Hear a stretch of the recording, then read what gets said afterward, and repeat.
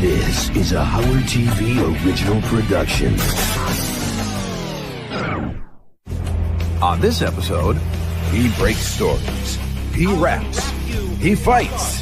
He is Lieberman at large. 6:18 a.m. What's going on? This is the shit. That's it.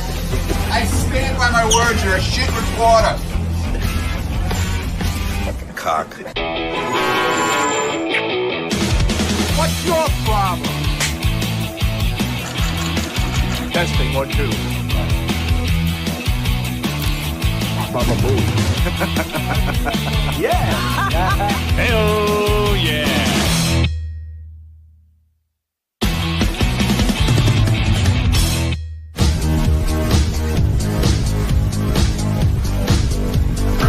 My career has been centered almost exclusively around investigative reporting and crime reporting. I spent a number of years in different local television markets, and I spent 7 years as a national correspondent for the program America's Most Wanted on primetime on Fox. Steve Langford left. They needed a new guy. Tim sat with the news director, Brad Driver. They came up with a list of names. They knew this John Lieberman. I initially applied for the anchor job at Howard 100 News to fill in for when Ralph Howard was leaving to get a new lung. We interviewed John Lieberman twice. He came in for an initial position that was open, and we didn't hire him. We passed over him. And the second time around, we hired him. I get a call from Brad out of the blue, and Brad says, "Our investigative reporter, Steve Langford, is leaving. What is your availability like? And would you like to come and try out for the position?" I love Langford. Always thought he did a great job. Homeless high pitch for the holidays. Eric apparently thrown out of his late mother's apartment, allegedly by his own sister and brother-in-law, just as near nuclear winter gripped New York right before Christmas. When one reporter leaves, I'm like devastated. How can they leave us? But then, what a pleasant surprise. We got a guy like John Lieberman who absolutely fits into the family. I love Langford. But, Langford was like, hard-nosed reporter. Lieberman's a little softer, but still, he's up there. He'll get in your face. John Lieberman is out here if you want to meet him. Do you want to meet him? Sure. The biggest wow moment for me was the first day in studio with Howard.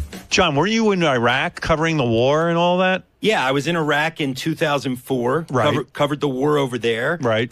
Been going after bad guys, murderers and rapists for the past 7 years at America's Most Wanted. They sent me all your stuff. So I've been listening to it. I called Tim the other day and I said, I sent a note to Brad Driver. I go, this guy sounds really good. If you want my vote, I think he's good. Mm-hmm. The first part of the interview was great. We talked about my past and things like that. Then it kind of veered off into my personal life. Are you single? I am dating somebody right now. I'm divorced. How long were you with that wife? 5 years with that wife. Oh, 5 years, and how long did you date her? We dated for 2 years before that. 7 years? You were faithful? No kidding. You get tons of pussy, with a past. Oh, you cheated.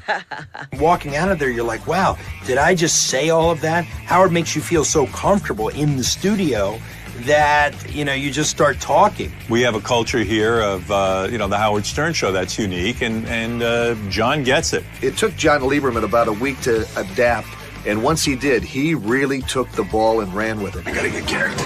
Hold on. Uh-oh. He's on fire. Mayday. Art Collins reached out to you this morning, and I believe he called you a thin-skinned, horse-toothed jackass. I understand we might see you in a bikini as well. I didn't know about that part. John has a really distinct way of talking, and I think it sets him apart in the air, and I think it's just fun to listen to. The reason that Sal is wearing caps to work is because his hair cannot be exposed to light anymore. We are reporting, but we are reporting for the most part on funny and humorous things and funny and humorous people. And so it was a different type of reporting for me.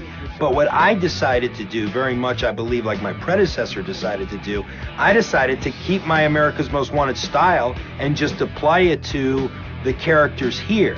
Do you have a girlfriend? No,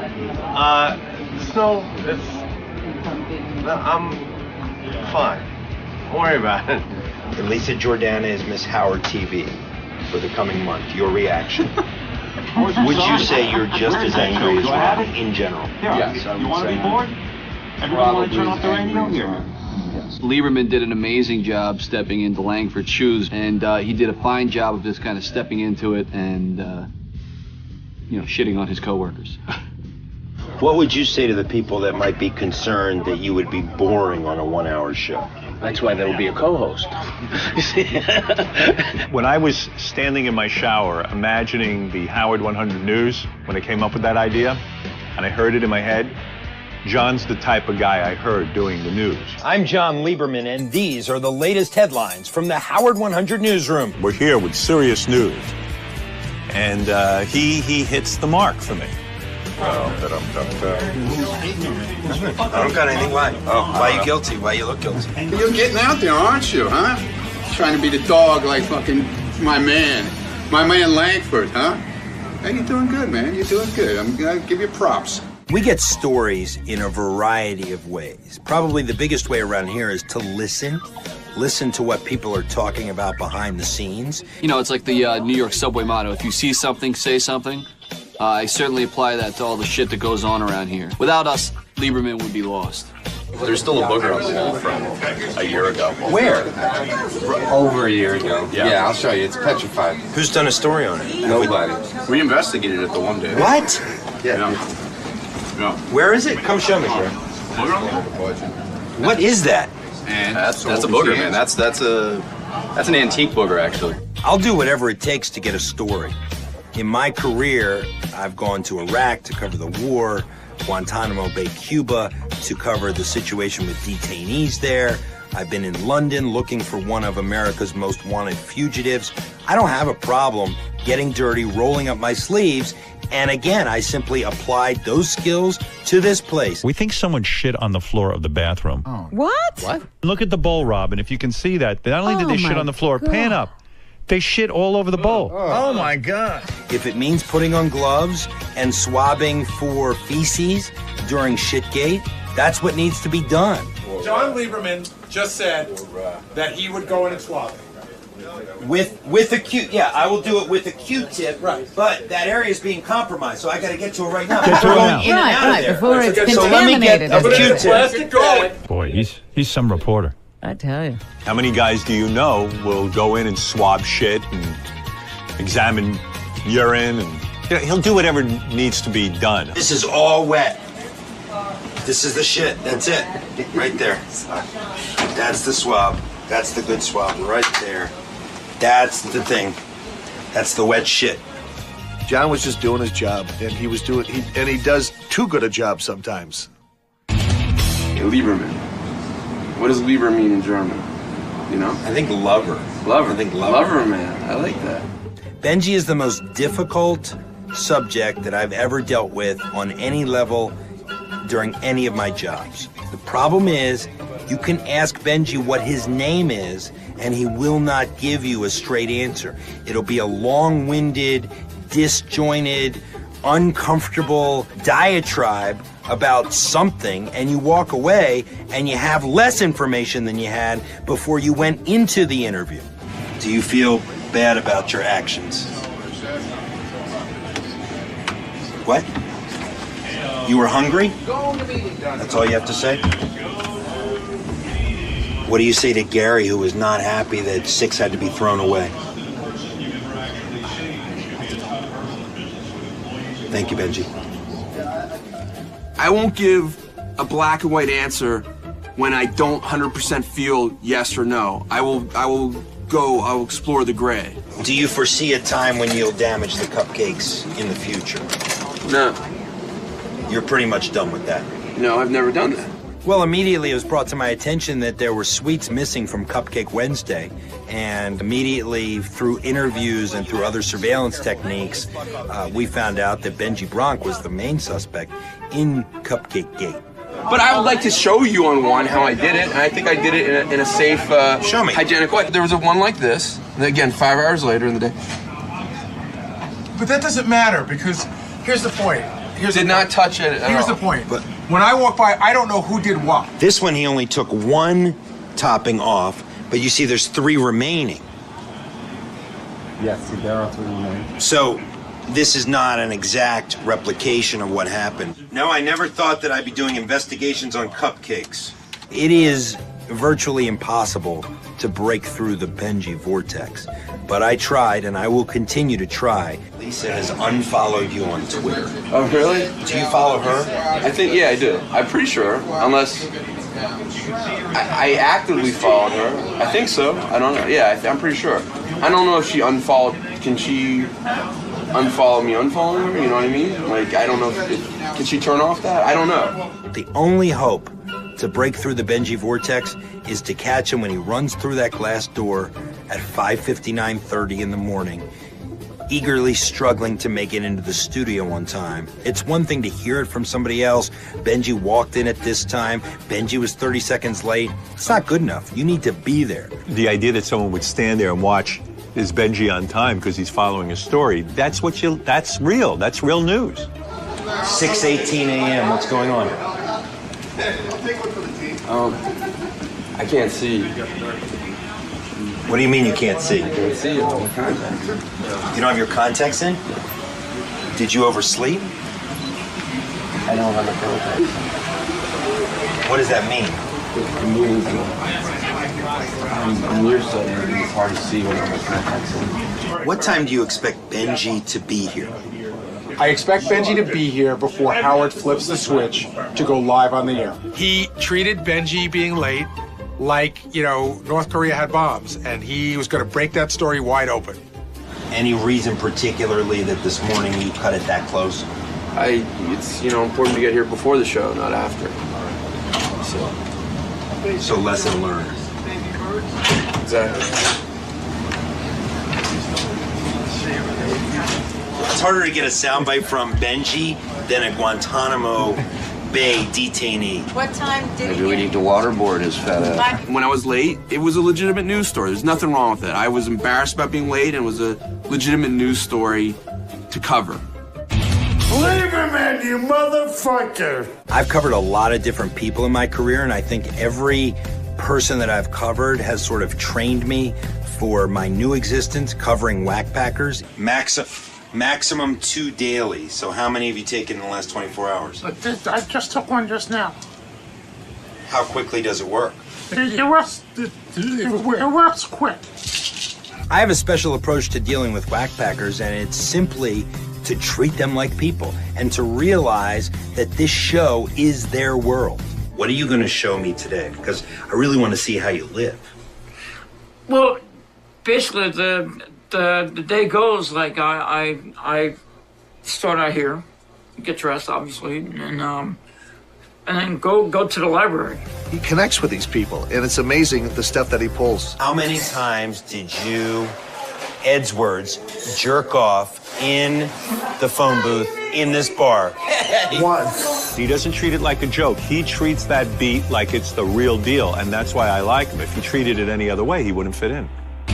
John's one of those guys that grew on me pretty quickly. He really did. When I met him, there was just a certain vibe. There are people out there, as soon as you meet them, you get this vibe like, I sense this, I just sense shit with this person. I sense evilness. John was just the opposite. John just had a certain warmth about him, a certain charisma. What I've been slow to realize, and I shouldn't be, but I have been, is that everything around here is documented, whether it's in the building or outside of the building. So if you're at dinners, if you're at weddings, if you're at parties, and you decide to let loose a little bit, it's being documented, and chances are it will end up on the air.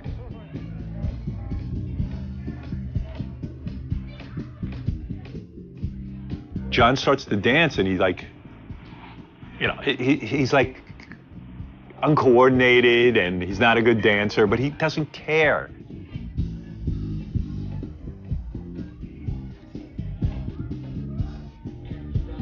He dances like a fucking mental patient. And he goes to the Christmas party, he dances like Elaine at Seinfeld. His arms are all over the place, and he's like, hey man, I'm just having fun. And so are we. Hands up, everybody, let's dance! Hands, everybody! I would say a couple of examples of some of my antics outside of the building would be getting captured at Richie and Rachel's wedding, speaking of Lisa G's upcoming book in what some might say is a derogatory fashion. Let me tell you about Lisa G's book. My girlfriend just hit me on the leg as if to say, don't say your true thoughts. I think it's fiction, and fiction means made up. Lisa G, the name sounds familiar. I think she's the one that sits to my left for hours upon hours. I don't think she would say we have a bad relationship, but in all honesty, I am very much annoyed by Lisa G. Reporting live. Photobombing John. Get out of my shot. I would say my relationship with John is strictly professional. I think he's nice. I think he does a very good job, but he likes it his way, and that's the way it is, so I don't bother him. That is true. Hey, listen, you know, every once in a while Lisa gets under people's skin, you know. She does. You know, I've had my things with her, but I still want to fuck her. I don't like when I can't get a straight answer, and I think Lisa is very good at playing the game. And when you ask her questions, she's good at dancing around them.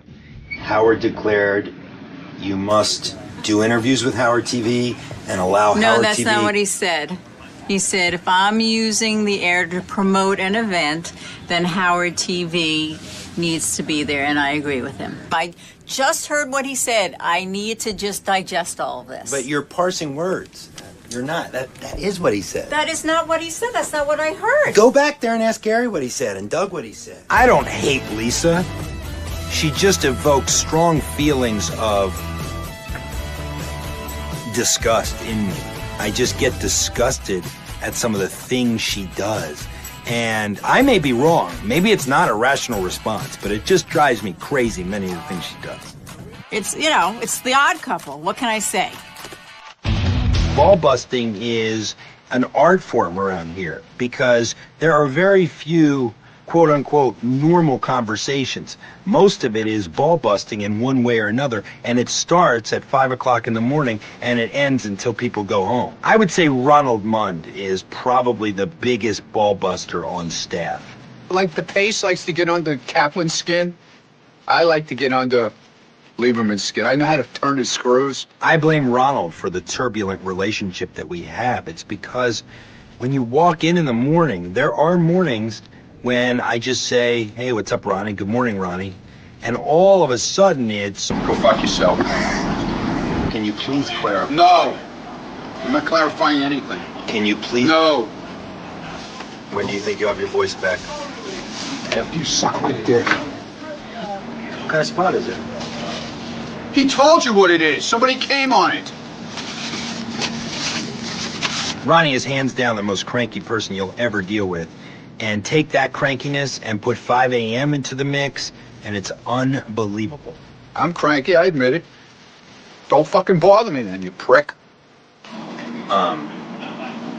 Here's the question. Well, answer the question already. Are you sick? No, I'm not sick. Do you get manicures? No, I don't. They say some guys, their cars are their extension of their cocks. Well, I think that microphone is an extension of his cock. What is wrong with you? Are you a psychopath? Look at your fucking suits. What are you using? What are you using to get the spot Don't out? worry about it. You're trying to solve shit that's not here. So your travel schedule has you behind on your hygiene? No, it doesn't have, no, absolutely not. What kind of fucking thing is that? You know how when you get a girl and you shake your cock at the face and you're banging on the tongue and the mouth and all that stuff? That's the feeling I get. That's what he wants. Leave me alone. Away from me. Anything else? No, nothing else. Good night and have a good day. Have a nice day. Thank you. Yeah, kiss my ass. You're not a good reporter. Oh, I'm not? No. I got a list of fucking stories here. It's not good, man. Nice to see you. Nice hair dye job. It came out good this time. Fuck off. I'm setting the record straight. I do not use Just for Men. I do not use any hair dye in my hair. Dry your fucking hair, admit it, and you get your fucking eyebrows waxed. Well, I do get my eyebrows done, but I don't Bitch. Get out of here. Fuck off, dude. He's very fucking vain, that guy. You don't have to like me, but you can say no comment. No I've had comment. many other people not like me. No comment, and I don't like you. I stand by my words. You're a shit reporter. Fucking cock. It's all in good fun around here. The best part of my whole life with him, though, with Lieberman, you know what that is. No. Please. Ronald challenged me to something, getting in the pace car. I did it. I didn't like it. I didn't enjoy one moment of it. I was scared for my life and my being and my existence. Oh, Jesus Christ! He had to know about the pace car. He was fucking investigating and breaking my balls about it. Do you have a new car? Dude, I'm not going there with that. A listener said they saw you in your pace car recently. I really don't care what the listeners say. Leave me alone. Have you taken it out for a spin in the past week? None of your business. Was the top up or the top down? None of your business. And I said, well, if you want to see it, this is how you're going to see it. No! I said stop, dude! The unique thing about the Stern Show is that reporters around here usually become part of the stories as well, like when Lieberman got a low rating on the Ugly app. Joe invented an app that can tell you if you're ugly or not. The app takes measurements off your face. There's like 100 different points it'll take on your face and uses different ratios. The Ugly Meter was early on in my tenure here at the Howard 100 News team. That's great. You don't know he can have new advertising for that block party. John Lieberman? Yeah. Who's an 18. An 18? I could see that. There is no eight fucking teen. Yeah, no. It bothered me, I'll be honest. Getting an 18 bothered me. Everybody in the media, to some degree, is vain, and you don't want to be told that you're ugly. That's bullshit. There is no fucking way I'm an 18. It was too tight of a shot. If I had to do it all over again, I would probably temper my emotions a little bit, because the problem around here is once you show weakness, everybody is out to exploit that weakness. Hey, John, what's on your face? What are all the scratch marks? Oh, yeah, you've got I was just red scratching my mark. forehead. After I found out this, I was scratching my forehead. I have sensitive skin. You always can tell when Lieberman is nervous because he scratches his fucking forehead and the side of his face, and it looks like a cat. He just woke up from fighting with a cat or something. Occasionally, when I tend to get worked up about something, I'll scratch my forehead and like this, and it'll make a red mark. I have very sensitive skin. It'll stay there for a few minutes. It bothered me to the extent that here's why it bothered me. Oh my God! Shut the fuck up. I got a lot in my hand. Yeah, he's got a lot in his Here's hand. why it bothered me. Like I said on the wrap-up show, because that's going to stick with, like, these guys have been here 25 years. They got, intelligence tests and this test and that test. This is the only test I've been a part of, so this is now going to stick with me. Why are you worried about it? It's idiotic. Yeah, it is idiotic. Why would you worry about something like that? You're still talking about it last night? Wow, dude, come on, let it go. I love when John walks in and he's part of our crew and he's analyzing something, or suddenly, John's arguing about his Ugly Meter score, or, it's because he takes things to heart. He genuinely didn't understand why he was so funny in the rap contest when he was rapping against Sal. Cool the candy wrapper, I'll unwrap you, and then I'll eat you like a Kit Kat, woohoo! But that's what's so beautiful about him. He takes it seriously. He really thinks he can rap. He's a guy who throws himself into a situation, and I like that. John Lieberman can't ride a bike, he can't rap, but he can do news, and he's very, very good at it. I like John a lot. I really do. I think he's a fun guy. He's got a good heart, and he fit in with us almost right away, and that's not easy to do. He breaks my balls, I break his balls, but he can take it, and I can take it. Everything is fine, and he's a good guy, and I'll hang out with him anytime. He is a go-to, reliable, old-school reporter. He's great. This has been the behind-the-scenes episode of Lieberman at Large. I'm John Lieberman. What you got? I got, Nothing It fucking works. Shit, what else is new? There we go. Dude. Fuck away from me.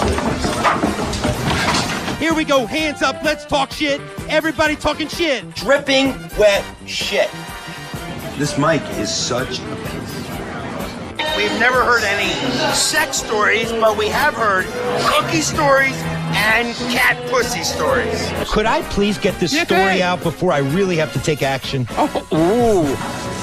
Hold on, I'll be right back. Where'd you take your butt? Say cheese. When you open it up. That's it. Dude, what the fuck? Get out of here. Hey. What annoys you most about Lisa G? She reads me the New York Post every morning. I read newspapers. Ronnie, somebody opened a Twitter in your honor. Yeah, RM Limo Hold Drive. on. This is this fucking recorder. So everybody do a shot and be happy tonight. Take that ass, bitch! Looked like you been through a war zone, you They just rubbed their ass and their cocks on me. We started going out. Oh man, my mic died again. Motherfucker. I'll get you the next break. All right, no problem. This fucking mic is a piece of shit. Woo-hoo!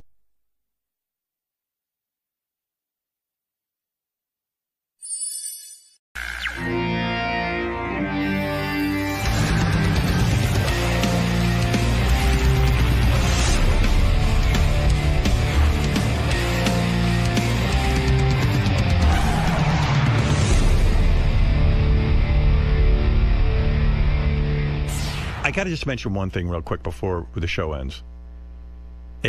I saw a picture of a guy on the internet yesterday. It was the greatest thing I ever saw. He shaved his facial hair into the Batman logo. And it's crazy. And if Ronnie would do this, I would think it would be the greatest thing because he's got that crazy facial hair too, but his facial hair is just this big bush. Right, it's not anything special.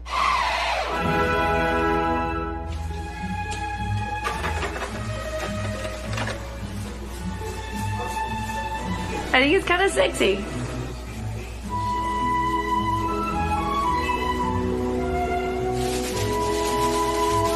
You look like some gigolo from the 80s. Like some shit on my face. That's it. Ready for tomorrow.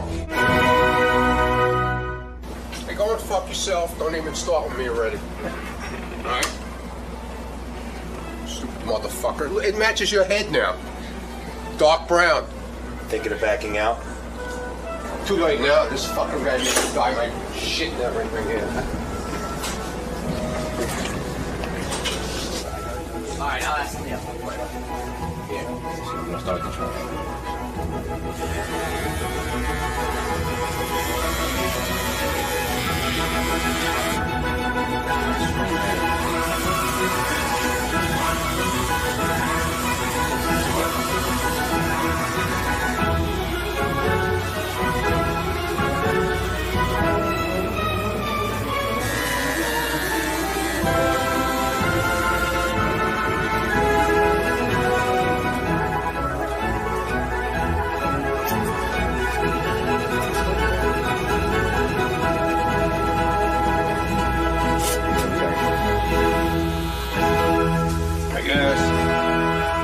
It looks good. Get out of here. Oh, hey, I got to interrupt whatever dumb stuff we're talking about because something big is happening right now. What's that? Ronnie, the limo driver, has been in with the hair cutting guy, Mike the barber. Uh-oh. And I saw his mustache this morning. He had dyed it dark brown. And Ronnie now has the Batman logo. He should have the Batman logo on his face. They've been working on it right now. Wow. Look how good that looks. Oh, no. Oh, that's funny. You should keep that forever, Ronnie. Ronnie, it's much better than your normal mustache. Holy mackerel. You're a genius, sir. Thank you. You're Mike the Barber, That's right? great. That's Mike the Barber. Mike, talk into that microphone. Thank you. Mike the Barber, tell me about this. First let me look at Ronnie. Yeah, let's take that in. Shit I do for you, man. Look at that. That is funny. Have you ever done a Batman logo before? I've done a few Batman logos, but never on the mustache. Mostly on the back of the head? Yeah. And mostly African American people get stuff shaved in their head, right? No. I get all kinds. Yeah, because white people don't have the good hair for shaving stuff into the back of their head. But white people have been doing it lately. Have they? Yeah. Yeah? Getting a lot of white customers down there? Yeah, cool. Yeah. Look at that. And how long will his mustache stay like that? Probably like a week or so, right? Yeah, about a week. How fucking... Wow. Ronnie's got the Batman logo on his face. That is great. Can I say something? You look 50 fucking times better with the Batman logo than that other than shitty... your regular crap, yeah. Did you see his shitty mustache that he had? I wouldn't call it shitty, but I think this is better for him. Me too. It gives him like more face. Yeah. Yeah, but look at the color. It's stupid. Yeah, but he wouldn't know it's the Batman logo otherwise. Oh, I can't wait for him to go out on the street. I went out on the street this morning like this, before it was done. People were staring at him just because his beard and his mustache was so like dark, almost black. This looks cool. And you wanted me to do this is dark brown. You imagine if I did black? It's about no, the this same. is great. This is perfect. Look at that, man. That is fucking beautiful, dude. Don't you love it, Ronnie? I haven't seen it. Oh, they didn't let you see it? They didn't let me see it. Yeah, put it up on the TV. Look at that. I'll ask you all about how you get that done. And look at that. Fucking cool. That's the Batman logo. You like it, Ron? Yeah, it's kind of cool. Yeah. It is. Yeah, you look better. Yeah, it's kind of cool. Your other mustache takes up too much real estate on your face. I don't know what that thing was. What do you think of it, Fred? I think it's terrific. I think you should go with the black. No, he likes it brown, but it's Yeah, about the but, same. yeah, but you got to make a statement. It's good. I don't know. It's, one side looks thinner than the other. Ronnie, no. That's a good shape for his face. No, The you're this side. staring at it the wrong way. Let me see. Look at me dead on. No. It's even. Is it? This fucking man Yeah. knows what he's doing. You're uneven. All right. What'd you use, a stencil or you do it freehand? Freehand. He did it Wow. freehand. Yeah. Wow, that's good. Ronnie's a superhero. You think one side's thicker than the other? Well, at one side he has more hair on it. I see. It's more porous. He has more hairs growing out of one. Oh, than the it's other. Ronnie's fault. Yeah, okay. I'm half a wolf. Of course it's my fault, Robin.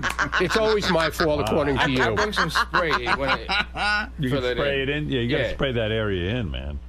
So, anyway, this is Mike the Barber. He gave Ronnie the Batman logo right on his face. I love it. I love it. Mike, where's your shop? The Bronx. In the Bronx. Yeah. You say you charge $40 for designs on the head, $20 for facial hair. That's pretty reasonable. Yeah. Pretty reasonable. Yeah, that's nice. So if Ronnie wants to maintain this, it would cost him about $20 a week? But yeah, just about. Yeah, right. Wow. Ronnie, you're a walking piece of art. Yeah. Wow. Mike says tribal designs are most popular. You once had a request to put a swastika on a guy's head, but you refused to do it. Yeah. I wouldn't do Yeah, that. right. I was a little off. Because what are you, like a black guy? Nah. Dominican. You're Dominican. Yeah. For a Dominican guy to do the swastika, it's almost like you're supporting a guy who wants to annihilate you. Yeah. Right. So what do you mean? You're not black, you're Dominican? Dominican, yeah. Well, What does that mean? Well, I'm from the Caribbean. Yeah, Dominican- right. But Dominican you're Republic. black, right? He doesn't look black. What are you talking What'd about? you say? He doesn't look black. Well, he's a black guy. Everybody who's not white looks black to Howard. He looks he like a Spanish dude. Right, he looks Hispanic. Yeah, right. but I would think people would think you're African American. No. I don't think so. Not at all. Fuck yeah. African Caribbean. Hell no. Everybody. No. What? He This doesn't. guy- I didn't No. think that when he walked in. Not at did. all. I said this dude's African American. I No. was like, he's Hispanic. And then you listen to him, of course he's Hispanic. Yeah. I got Yeah, a but you're a Hispanic black accent. Spanish guy. Yeah. You can, Right. you can say that. he's- My father's no, black he's Spanish. not. He's very light, Howard. He's light-skinned And his black hair man. is straight. Yeah. Talking about, dude. Anyway. Why you Whatever insult you my are. barber for? Howard is just terrible. He's What- next. I'm No, going I'm saying- Batman back here on you. Whatever you are, I'm saying it wouldn't go with the Nazi kind of thing, you know. What does go with the Nazi kind of thing? Who do you ask for that? You got to get like a super white, like Swedish dude to carve that in your head. Let's see. Mike once spent 3.5 hours working on one graffiti design for a person's head. What the hell did they have on their head? Well, he wanted his name. He was a little kid from Long Island, so he wanted his name. He wanted a tank. What's a tank? Yeah, he was like an army tank? Yeah, like a military tank. Good Lord. Yeah. Where does he work? He doesn't work. He was 10 years old. Isn't that weird? Because his parents work. isn't that going to grow back in a week? I mean, for 3.5 hours to sit there, you know? It's what he wanted. It was his birthday. Right. Wow. These man. parents are too indulgent. They are. The most requested thing to have carved in your head and your hair is, Robin, take a guess. The most what? The most requested. To have carved in your head is the Nike swoosh. Lightning bolt? New York Yankees logo. Oh, my goodness. Yeah. Of course we're Well, in New York. he works right near Yankee Stadium, right? Right, he's in the Bronx, right. Mike's 35 years old. He's dating. But Who you are you look dating? young for your age. Dating my girlfriend, Nancy. Oh, Nancy? Yeah. She a Hollywood actress or something that we might know? No. Could you carve the first chapter of my book, Private Parts, into my head? I would like that. The whole first chapter? Yeah, people just want to just read it. Just read the back of your head. Yeah. And what about Nancy? Is she black or Dominican? We're not Romanian. Romanian? Yeah. Oh, good. See, Howard, just, what difference does it make? I don't know. But, hey, beautiful. You gotta keep the thing going about racial tags. Mike the Barber, you are one talented dude. Look at that thing, man. Freehand he did that. The Batman logo. Now my security guard is he's like Batman. He's he's putting out the Batman signal. Yeah, he's a superhero.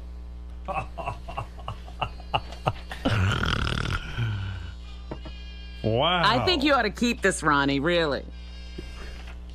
I do too. I think it's much nicer than his other mustache. Because his other mustache is too big, right? Yeah, it was too much. Yeah. Now he's got like a nice It's like he was grooming. growing a hedge on his face. Yeah. And Ronnie's really embracing this whole Batman thing. This morning, he picked me up in the Batmobile. That would be cool if you now started driving a Batmobile. Yeah. I was going to be really mean. And I was going to, when we told Ronnie we were going to do the Batman logo, I was just going to have you, like, shave a cock and balls right into his face. And then when he looked at it, he'd be cock and balls. A cock going into his mouth. He had enough hair for cock and balls and pubes. Yeah, you put the balls right here. Nice. Can you imagine? He looks in the mirror and he's like, a cock and balls. I didn't have the heart to do that to him, though. No, you wait for the tattoo when you do that. Yeah. Well, I'm wondering if she's turned on by it as Lisa G, because she's like so into She Ron. wanted to kiss me before I did it. She what? She wanted to kiss me. Good luck before I did it. Wow, she's just thinking. She's in love with you now. She wanted to just start like kissing you again. She wanted to give me a good luck kiss. What do you make of all that? I don't know, man. Wow. She's in love. In love. Do you know over the weekend she went out and bought a Yosemite Sam blow-up doll? No. To pretend that she's with Ronnie. I'll say. Wow. Yeah, Lisa G spent the weekend pulling mustache hairs out of her throat. And she had like she couldn't get the smell of Mambo off her for like 2 days. That's good. Yeah, she's so into It's a Ronnie. good thing. She's already writing her next book, Sex Lies and Ronnie's Cock.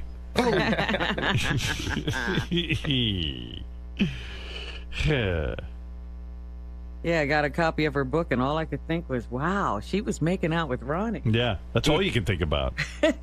Ronnie and I were in Vegas together. Ronnie got he got all fucked up in Vegas. What was wrong with you? Like you were having My sinuses, man. Listen to him. They almost exploded. Yeah, it's so dry in Vegas. It was 106 degrees. You put your foot down, like by the pool, and it was like burnt hamburger. Horrible. Like you couldn't put your foot down on the You pavement. couldn't have bare feet. You couldn't breathe. And when we left, it was 111 degrees. Yeah. Crazy. It's crazy, and it's so hot. Like, my wife and I got to go to dinner the first night, and we were going to sit outside because I love the heat. Yeah, you lasted about 30 seconds 30 outside. seconds. I couldn't breathe. You don't love the heat that much. Not that it was much. horrible. Oh, my God. And then it dawned on me, we're in a desert. You're not supposed to be in a desert. No man lives in a desert. That's right. You're supposed to stay undercover. Why do you think the Arabs run around like that? There's a lot of men living in that desert. I'll tell you what. I was like, there's no water in the desert. I don't even know how to get water in there.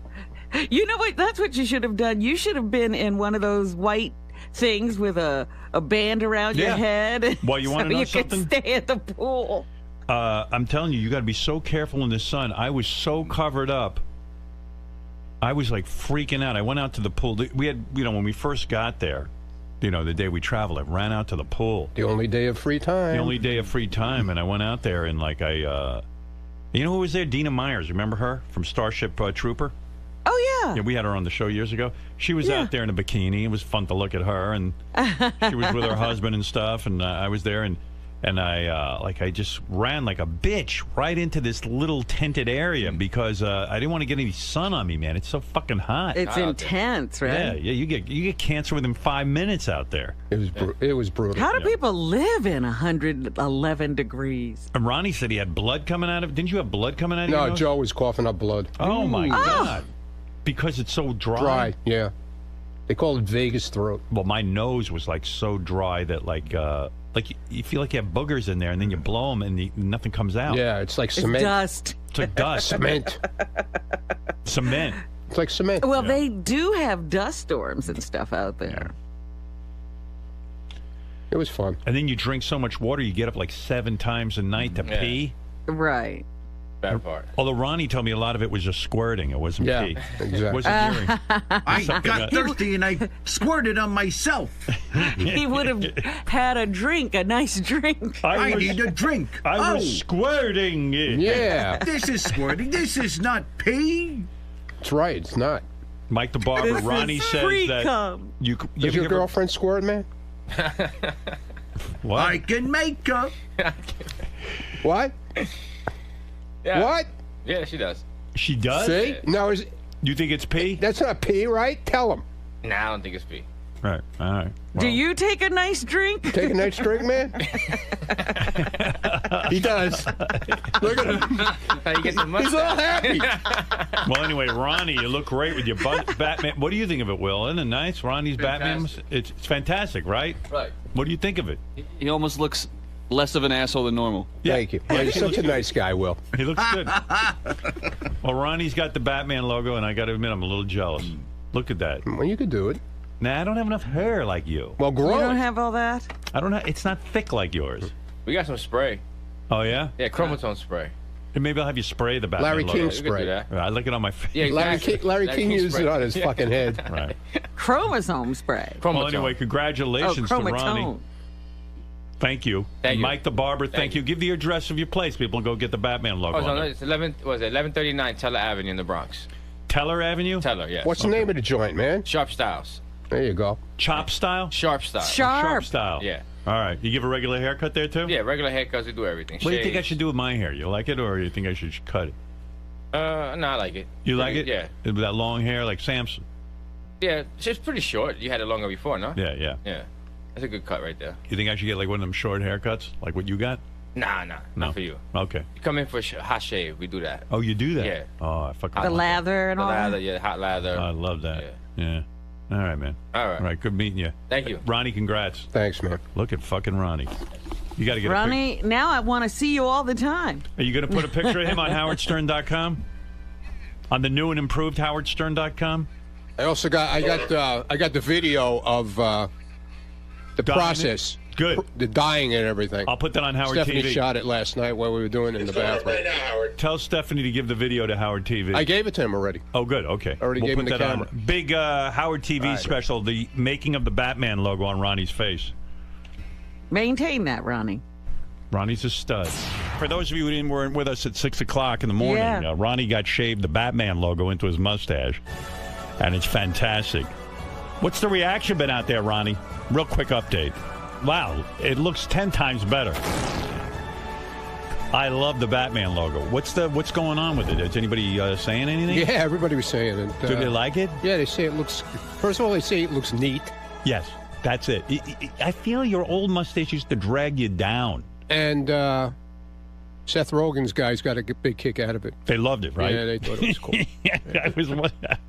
He must have people freaked around out. the building. Because he was high. Did he realize what it was? Yeah. Like, do you have to tell him it's the Batman logo? No, or- he's. Did she walk up and she goes, "Oh man, that's the Batman logo"? Yeah, a little bit. Yeah. Wow. You know. What do you mean a little His bit? guys noticed it more than he did. Like they go, "Whoa, that's the Yeah. Batman logo." Yeah, they noticed. He thought it was cool, right? Yeah, he thought it was cool. Yeah. Ronnie's the coolest. He goes, that's what goes on around here. I go, yep, that's what goes on around here. Tell him it was almost dick and balls. Yeah.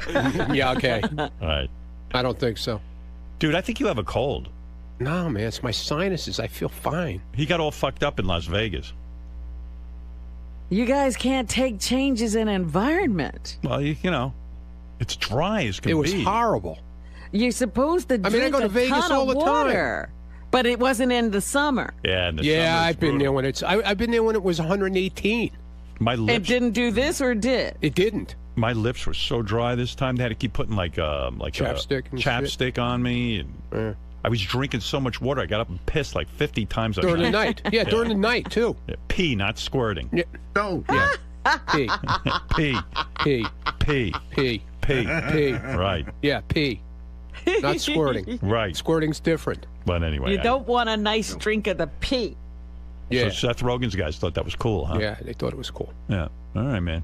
Wendy Williams' husband thought it was cool. He loved it. Because he was looking at the thing outside, the stand-up of me. Yeah. Uh-huh. And he goes, that's you.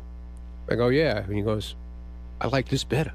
Yeah, it looks good. Everybody likes it, Ronnie. I'll bet your girlfriend likes it. No, I don't know. Look at that. It's the Batman logo. know. It's the coolest fucking thing. Fred thinks it's cool. I think it's great. Yeah, it's much better. Jesus, that's crazy. You think you're going to maintain it, or I don't know. I might You go ought home and to. cut the whole thing off tonight. No, No. you don't. No, you don't. What are you, crazy? No, you don't. Listen to you. You got to shave off the Batman logo after we Are you kidding? At least All keep it for a couple of days. All right, I'll keep. Better off shaving your head. Yeah. Thank you. Thanks.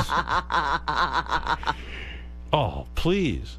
Don't shave do it. that, Ronnie. All right. Why, you feel self-conscious? Yeah, I feel weird. Well, it's- get first of all- used to it. But no, 'cause Why would it's you so- feel first of- weird? You got the Batman no, logo no. on your I don't face. care about the Batman logo. I just feel weird because it's so dark. Dark, yeah. But it looks better. All right. Makes you look youthful. Yeah, it looks better. She's probably laughing up her sleeve over there going, yeah, it looks better. Yeah, keep it. You look like an asshole. Yeah, keep I got to it. say, that guy did a great job on it. He did. Wow. What do you charge us for that, Gary?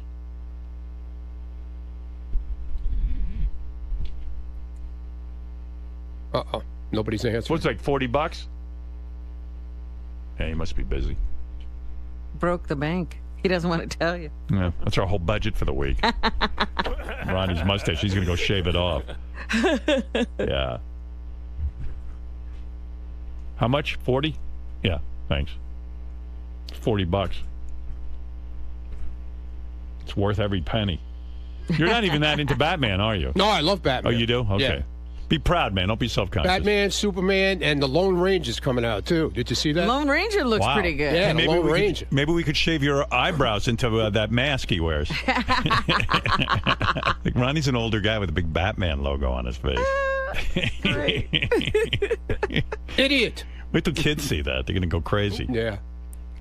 Hey, they're gonna They go, love you. Hey, there's Batman. Yeah, I got to walk around with a cape now. No, you don't need that. You got the logo right on your face. All right, we're going to take a break, and then we'll get to the news. Mike. Yeah. First off, nice job. Thank you, thank you. Secondly, where can Ronnie go from here? I mean, what's the next step for a Batman mustache? Does he have to start over? If you want to start over, or if you're gonna keep it, I think he's just kind of liking it.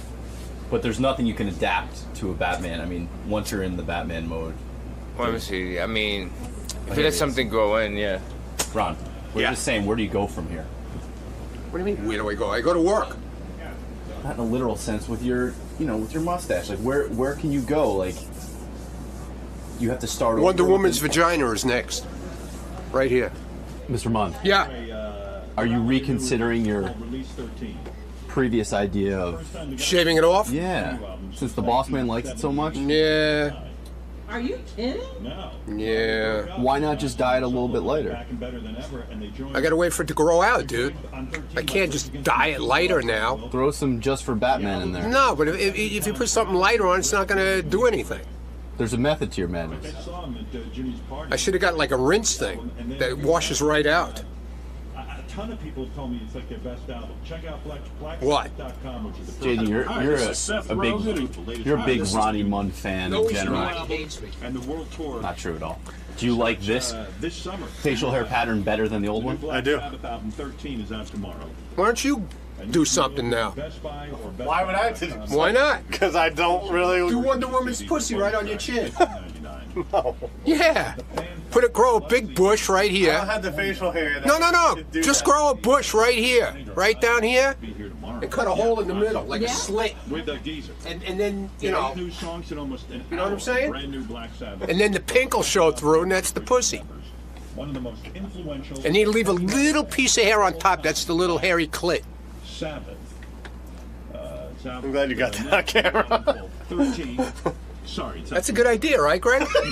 I think so. I think you have a beautiful mind and a beautiful mustache right now. Yeah. Thank you. I have to write some sex tips now. Leave me be. Jimmy, you're on the air. Hey, Howard. Hey. Are you going to be running for vice president with Jesse Ventura?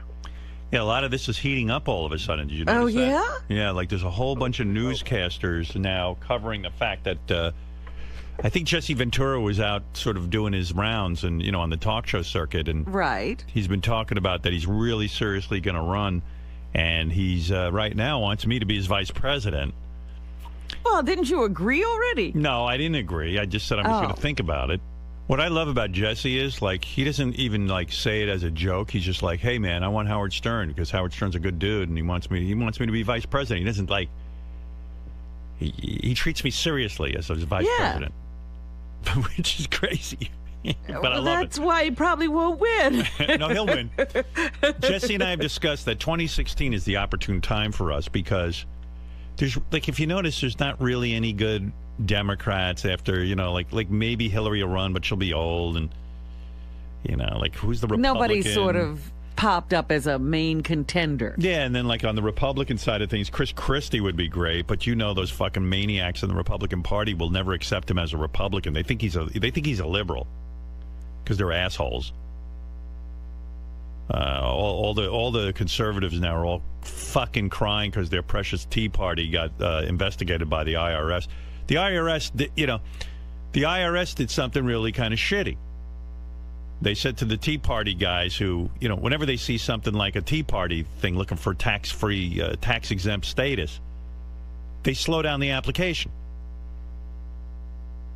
And now they're all whining. Well, this has been happening to me for years. And you're not the only one. This happens in every administration. It's happened to, just because now it happened to Tea Partiers, it's a big deal. Oh, now they're all crying about it. But if you notice, it's happened to me twice. Once with the FCC in terms of the SiriusXM merger. That was because of me. They purposely wouldn't put it through a government agency and let the merger happen. It had to be scrutinized to the nth degree. Closer than any two oil companies getting scrutinized. And the other time it happened was when the FCC again decided to fine me.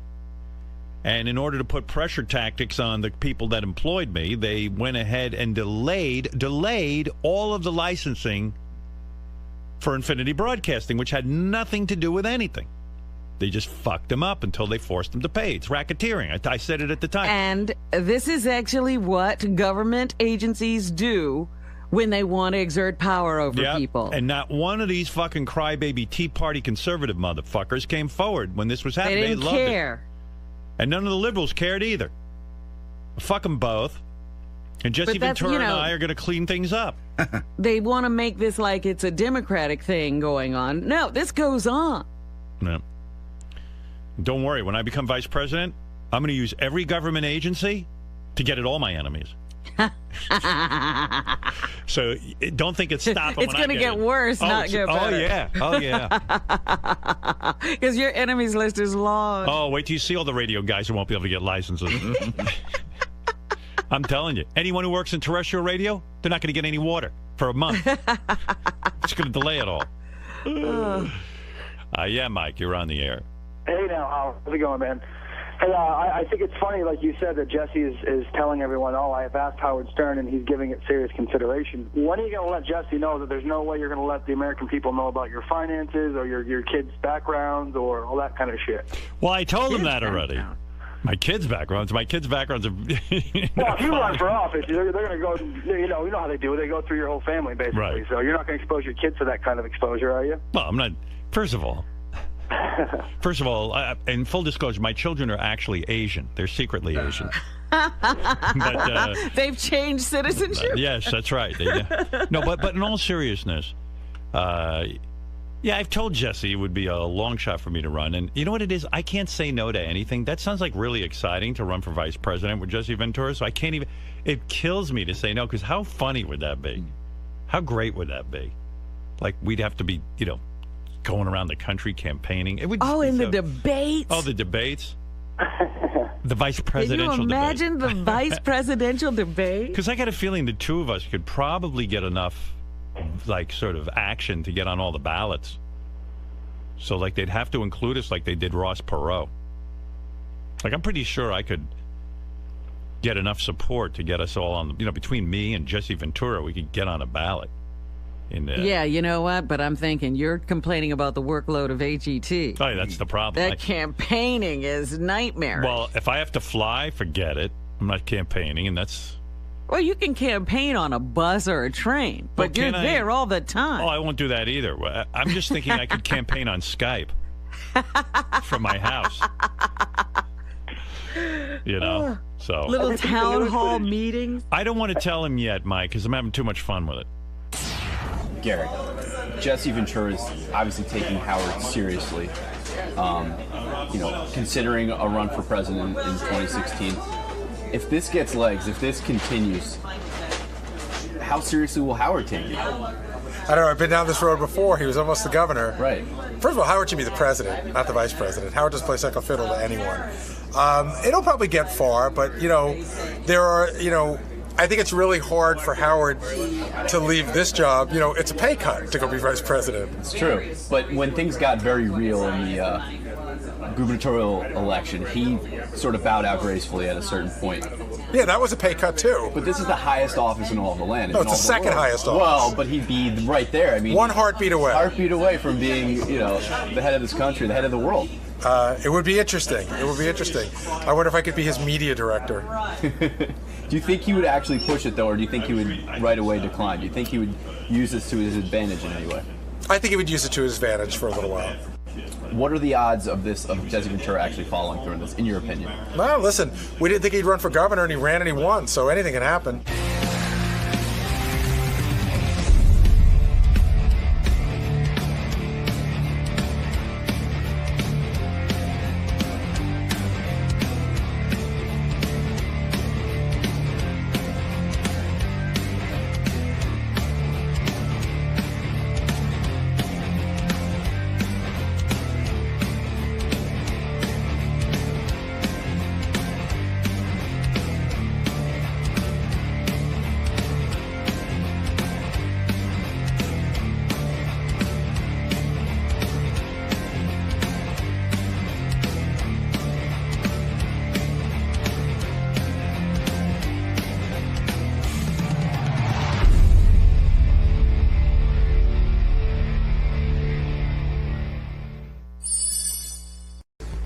Keep this urine when you're being tested for steroids in the NFL or the Major League Baseball? Because what do you mean?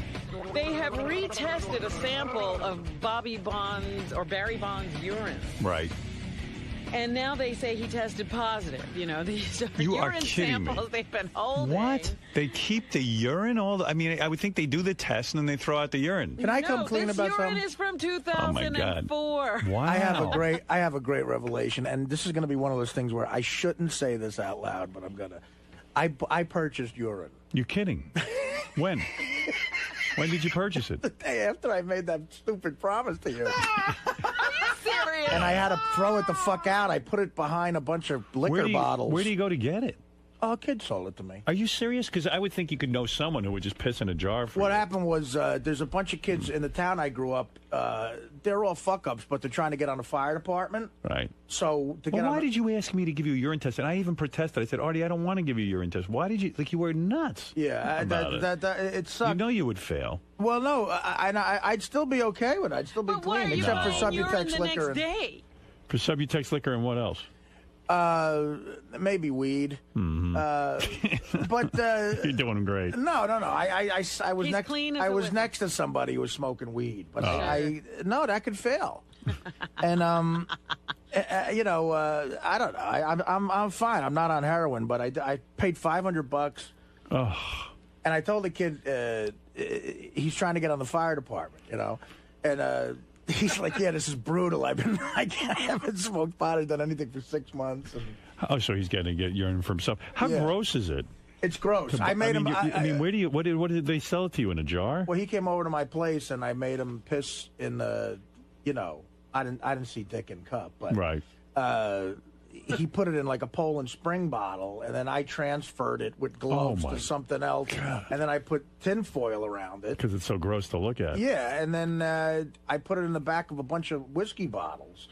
And then I just threw it out like last week. I forgot. So what part of you insists to me? I said to you, Art, you don't have to do a urine test. Because I was don't excited. Want to. I tried to make it sound like I'm normal. Yeah, but I yearn to be normal. I know, but I told you you're never going to pass it. No. And, you couldn't pass a urine test ever. Yes, I could. Why don't no, you couldn't. Yes, I could. When? Just put Artie in rehab.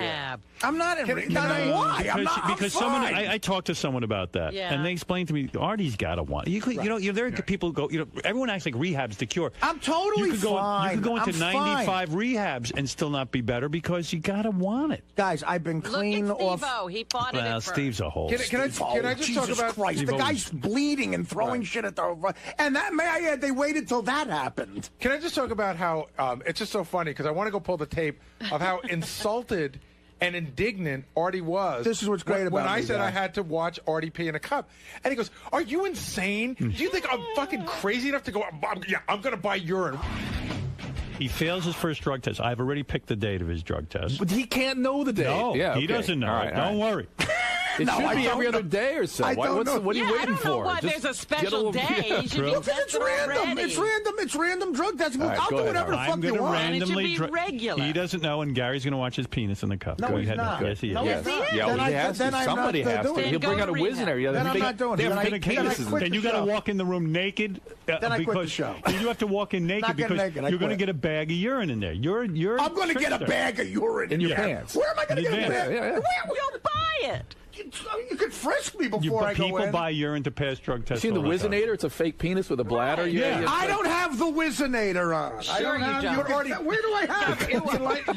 You think it's ridiculous for us to think that you might try to beat a drug test? That you wouldn't pay Teddy for his urine or something? Teddy's not. I'm just saying. I'm giving you. Teddy's urine is way too You know a expensive. bunch of people. You throw money at everything. Then we'll have a girl. I don't know one person who doesn't do drugs or drink. Where am I getting urine from? No, I bought urine before you accused me of buying it. Yes. I did. But But if you could go back to whatever those days are, I'm wearing a leather jacket and I have the urine in here in my breast Are you pocket. serious? Yeah, so if you look at the tape, it might be like You could see You mean the you were urine. carrying the urine with you because you thought we were going to do the Yeah, urine he didn't test? know when the test was going to come. You're officially Oh, the my funniest person I've ever met. I came in here. Meanwhile, you weren't even clean came when in you here said I'm going about- to take a urine test. Yes, I was. Then why would you buy urine? No. If it was the next day. I was worried that stuff would show up.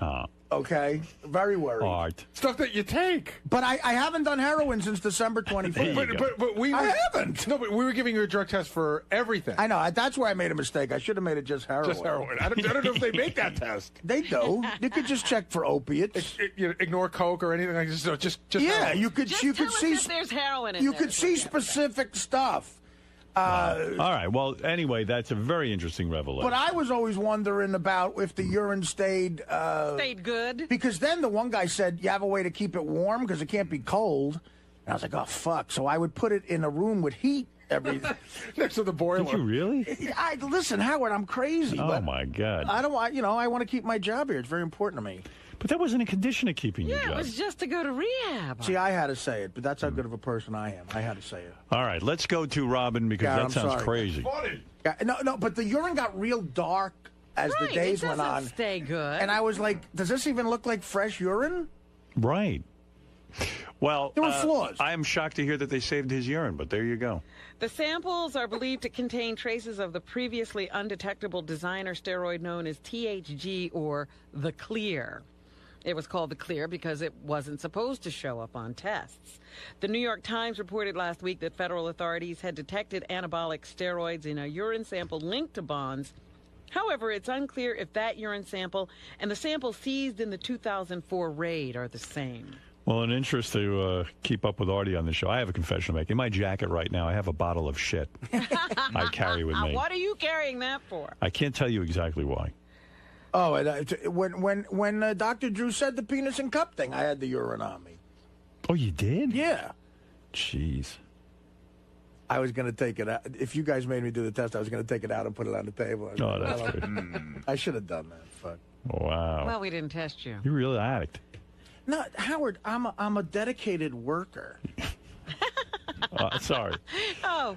I'd break my ass. I'd break my ass. Ever since I was a fucking You're in a dark place, longshoreman. brother. You're in a dark place. Yeah, well, you're right. Yeah, you are. But no, I'm okay. I'm okay, I think. Because if I can stay away from the hard shit, my life won't become chaotic. But, Artie, are you going to drink? Yes. No, I haven't had a drink. That's not true. How do you know? Because I know. Okay, well, let's go penis and cup right now. I have to watch. I haven't. You ask anybody at my gigs, I'm totally sober. I'm fine. Then why don't you take a real urine test? Because I was afraid I couldn't stay off the Subutex long enough. And, every once in a while you might have a drink. So you're saying there was no entertainment lawyer? No. He called you and said you shouldn't take a urine test? Yeah, he did call. See, for once at least I didn't get fooled about that. No, he did call me, the guy. Sure. 4 in the morning. But he told me the second book deal was up to 1.5.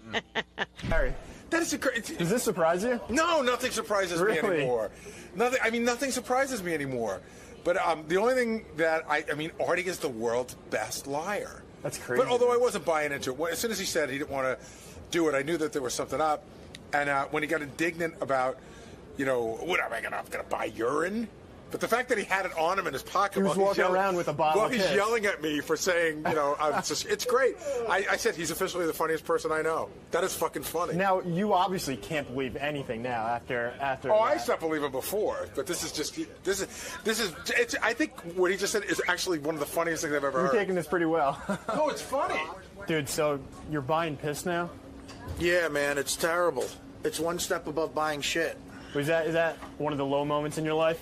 No. Buying urine? No, the lowest moment in my life probably was, I don't know, I'm trying to think.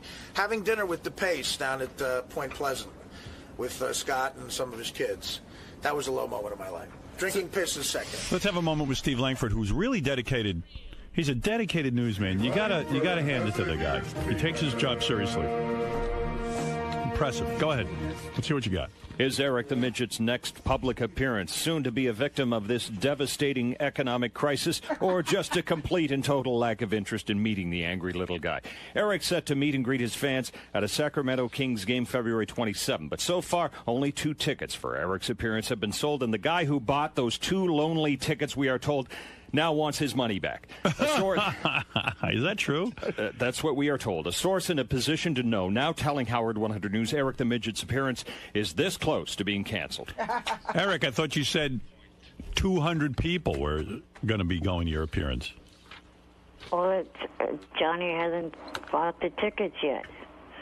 That's what the 200 to 400 tickets to be sold, they were going to be bought by Johnny. Yeah, but I mean, if Johnny buys them, what's he going to do with them? I mean, that's how you're going to... So 200 people aren't buying tickets. It's just going to be Johnny Fratto bailing you out. What do you have to say, Steve? Well, Johnny told us yesterday there is 0.0 chance of him buying any tickets to this. Really? Yes. Eric, Johnny's telling the news he's not buying any tickets. How do you get that so wrong? The shithead. I don't have it wrong. Steve said... He said to me that he would consider it. Eric, the loser. And if the team was better than they are, then maybe people would come see this meet and greet. Eric, the loser. Maybe if I was doing it for the Lakers, which I've asked Johnny to set that up. Yes, Gary. Hey, if you go to Gary page 1, this is a funny piece of tape. So this whole thing starts out where Eric calls Johnny Fratto at like 2:30 in the morning to say, "Hey, you got to buy up all these tickets." It's in the left hand. In the left hand corner. Don't play the first one. That's just Eric going on and on. Yeah. But Johnny calls back It's the funniest thing because you can hear the baby screaming and wailing. Johnny's like, don't ever fucking call here at 2:30 in the morning. The second one? Yeah. Okay. Eric, how in the world do you wake me up at 2:30 in the morning? And you want me to buy 200 tickets? What are you, nuts? If you call late like this again, I swear to God, I'm going to get a fucking screwdriver. And I'm going to come up there and I'm going to take you apart. But you don't call in the night, you fucked me up. I'm definitely going to get even with you now. All right. What are you doing? The guy's a family man. You're calling him at 2:30 in the morning? And bugging him about buying your tickets. Eric, you can't be for real. I am. Why did you call him at 2:30 in the morning? There's never been a problem with it in the past. If someone calls your house past 10 o'clock at night, they're fucking rude. 2:30 in the morning? And when you have a baby. Oh, my God. Well, he does. He has another baby, as Eric the Midget. Eric the Shut up, Midget. You're a baby. Well, you don't make any sense. Jackass. You don't call someone's house with your needs at 2:30 in the morning. It's a babyish thing. It's like behaving like a baby. I mean, you're not even. It's not urgent to buy these tickets. You don't need to call him at 2:30 in the morning.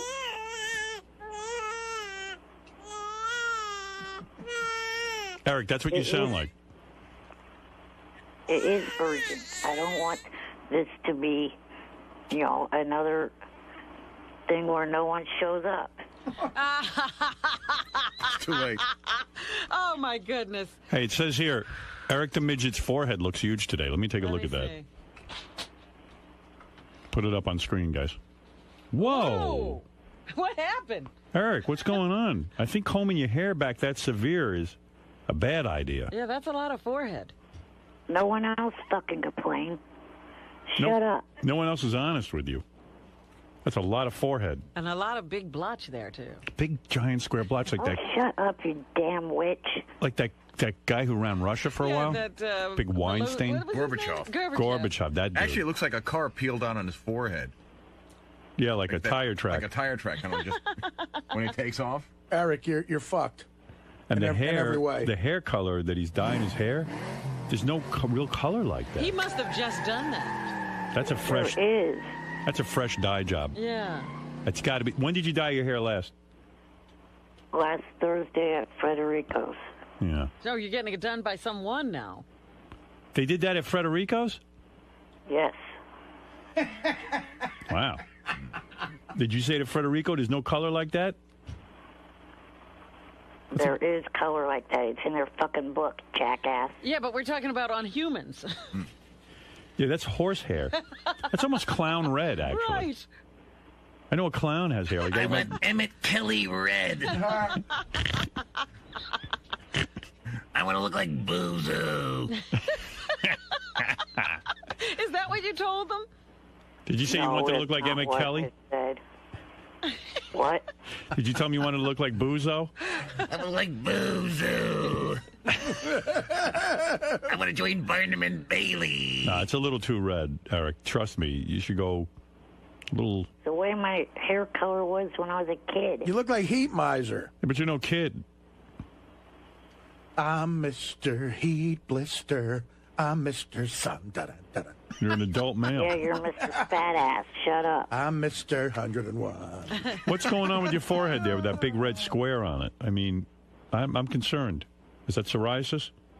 No, nothing's going on with it. Yeah, okay.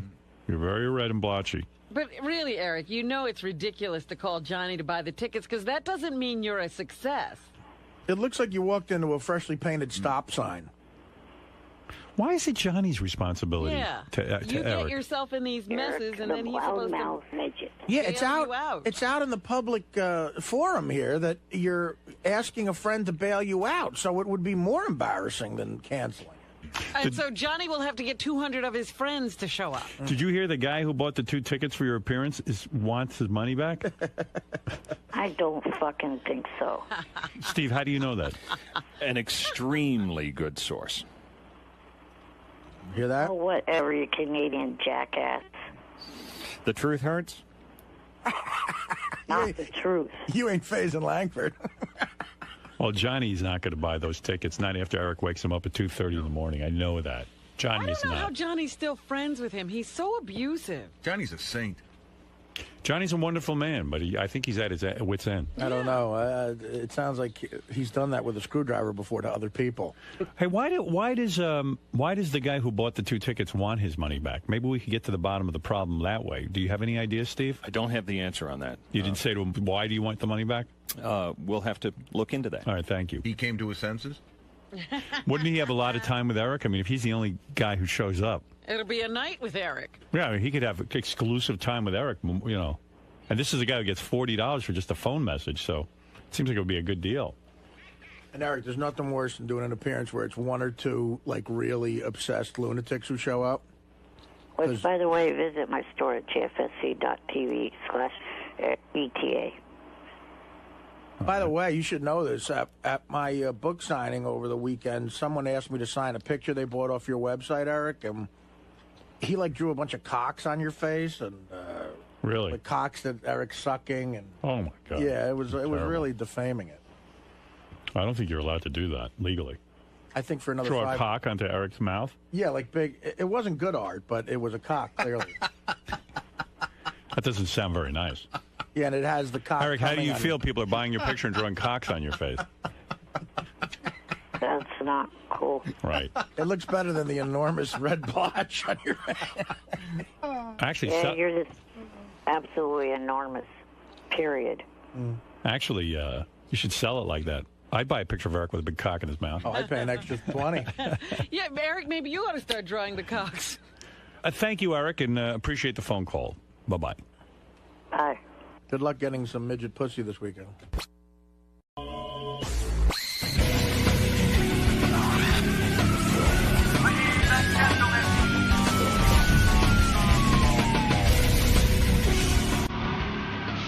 Previously on The Howard Stern Show. Pete went over to Rick's Cabaret with Ronnie. Okay. With who, Ronnie? Ronnie, the limo driver. I didn't bring Pete there. Okay. Pete is a big boy. He's 34 years old. He heard about I was doing something there. I got there about 8:45. I went upstairs. We were having dinner with Lonnie and Sal and a few other people. And when I came downstairs out of the elevator, there was Pete waiting in the lobby of Rick's. Now, what am I supposed to do? I'm going to leave. Why are you getting defensive about it? Because some listener sent something in right, saying that I got the guy drunk and I brought him up on stage and made an idiot out of him. I didn't do any of that crap. He gets an email from a listener. Let the listener call in if he's got something to say. No, why he does did the he right thing. Why does he have to be Wrong. the one right Wrong. away to throw me under the bus? You're wrong. What is up with that? I read that email and didn't think it was throwing you under the bus at all. Well, not Number according two, to the way. JD's Not job- according to the way I heard it from the phone call I got on Friday. I want to it's know supposed to work. who reported the story to you, because I want to take them off to my list. No, I'm not going to do Tell that. me the I'm person. not going to do that. Why not? Because I'm not. But they're spying on me. I'm not doing that. I'm not doing that. Now what I'm doing is, because you won't give me the name, I'm taking off Tim Sabian off this list. I'm Knocking taking everyone off. I'm knocking everyone off because you're right. Someone is a leak in my organization who's Someone messing doesn't with know how me. to keep their mouths shut. Right. Jared is not on Guys, so Jared's not the culprit. I think No. I think he does have access to Tim Sabian's Tim email. Sabian. Take Tim Sabian off, please. Well, it might have been somebody who has access to Tim's link, though. It was Jared. I'm not saying it was anybody. Our program director is out of the loop. Hey, Howard. Are you the rat? No, and I'm so upset about this because I lied to someone about this, and I'm going to get in even more trouble now. What do you mean? I lied to Tracy to try and cover it up so that people didn't get in, any trouble, like my boss. Tim, Yes, sir. who do you think the rat is? There's no rat. It was just proper business procedures. There was no rat in the entire mix of this whole thing. So JD, there's a rat among us. Apparently. And you think it's Jared? That's my Your first guess, right? first guess. You really like this Jared guy, don't you? Oh, did you hear her? Oh, here we go. JD attacks Jared. No, really. The guy is a good-looking guy, and JD hates him. And 1 week later, Howard's staff rat remains anonymous. Wheels, you're on the air in Bristol, Pennsylvania. Hey, how you doing, Howard? Hey, Wheels. I was calling about this whole thing with Ronnie and Rick's hang out with him, do you think there would be the same affection for him if he wasn't connected to the strip club? Well, I mean, I think that's Ronnie's cachet. But, I mean, the guys like Ronnie. Yeah, the guys like hanging out with him. Yeah, no, Ronnie's a fun guy to hang out with. I know, he seems like fun to party with and all, but I think this is what... Yeah, by the way, this whole rat thing, like, I couldn't even remember what it was that what the rat supposedly talked about, but then I remembered. Yeah, I forgot, too. Yeah, the whole thing was, the way I work from home is we have a little group of guys who all write for the show. And basically the guys who write for the show are like me, Fred, Sal, Richard, and Benji. You know, that's the group. So what happened was we named the group Guys, G-U-I-S, and we write to each other. So then, like, Doug Goodstein from Howard TV started saying, you know, you got to put us in Guys so we know what's going on. Howard TV needs to know what's going on. I go, well, really, why, though? I announce what's going on. No, it puts us in the loop. We can plan ahead. If you guys are planning to do something, we can have an astronaut costume for it. I said, okay, that makes sense to me. So I put a couple of the guys from Howard TV in this Guys group. Then other people, you know, like JD said to me, hey, I can contribute. We put them in Guys. So now there's probably about 30, 40 people in Guys. 30 or 40? Yeah. Wow. But it kind of worked. Like you wouldn't believe it. Like Scott the engineer sends me a lot of good stuff. Mm-hmm. Like he reads the paper a lot. He goes to these weird websites and finds a lot of interesting things we actually end up talking about on the show. So it makes sense. There's a lot of contributors there. Richie Wilson, I noticed. Richie Wilson's you. Yeah. Richie sends me tons of stuff, and it's always good. And yeah. So you don't want to cut down the Guys. Well, no. I mean, because people contribute in different ways. So then what happened was, we get an email that Ronnie was at Rick's Cabaret with Pete. And you know, medicated Pete? An intern. The intern. So one of the people on the Guys list read this thing and said, uh-oh, called up Ronnie, said, hey, I just read a piece of email that came in. And Ronnie, there might be a problem because you were there with an intern and Pete and this and that and the other thing. So I got a little miffed because I said, well, wait a second. If you guys are going to read the Guys thing and to go report to people what it says in my Guys, I gotta stop that because I don't want it reported on. Am I explaining this accurately? Yes. Okay. Perfectly. So I got pissed off and I said to Ronnie, okay, who told you, which guy from my group told you this? And he goes, well, I can't tell. I don't want to rat him out. He was just trying to help me. You know, so then I said to Ronnie, well, aren't you loyal to me? Shouldn't I know who the rat is? And then Ronnie got so defensive and worried about it, it was driving him crazy. Meanwhile, if the guy who had told Ronnie had just walked in and said, hey, listen, I'm sorry, but I thought that Ronnie was doing something wrong. I had to alert him. Right. And I won't do it again. But the guy who told Ronnie got really scared. And he told Ronnie, don't give me up. Because I'll lose my job. Because now he thought he was in danger. He thought he was in danger. So everything got really scary around here. I know exactly who it is now. So then Ronnie wouldn't tell the name. Right. And I told Ronnie, you're being disloyal to me. You got to tell me. Meanwhile, I don't even know that I cared that much. I just thought the whole thing was funny. Yeah, it was funny because it was like a prison thing. Yeah. So everything got really crazy. So I said to Ronnie goes, this is crazy. This guy should come forward on his own. Why do I have to do this? Right. Ronnie's falling on the sword. The guy should come up and say, I am Spartacus. Right. So meanwhile, Ronnie was saying, look, I'm not going to give up the guy's name. I'm no rat. But meanwhile, he kind of forced the guy to.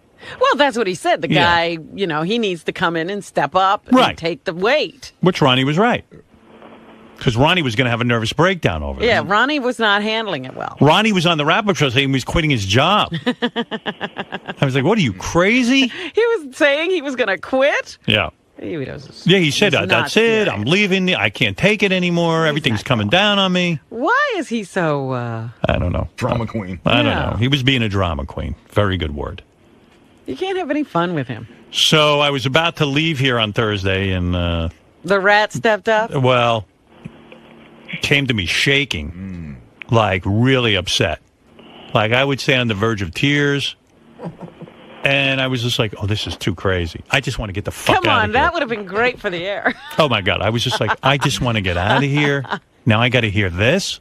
Like, I wanted to leave. Who was it? Well, wait. I'm moving in a rush. You got 10 hours to kill. So I go, I didn't even want to deal with it. So I go, listen, blah, blah.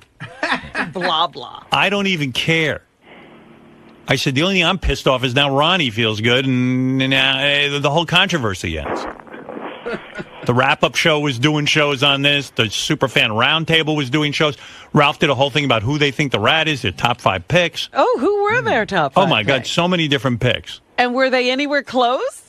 I don't want to say because that'll give it away. Oh, stop. So anyway, you're telling me you're not going to tell me who wait this a second. rat I is? want to talk it over with you.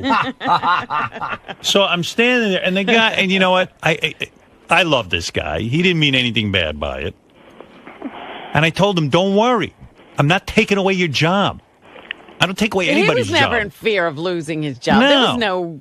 But he was. He was about to lose his place on the guys list. Well, that's all. He thought he was out of a job because But you never threatened that.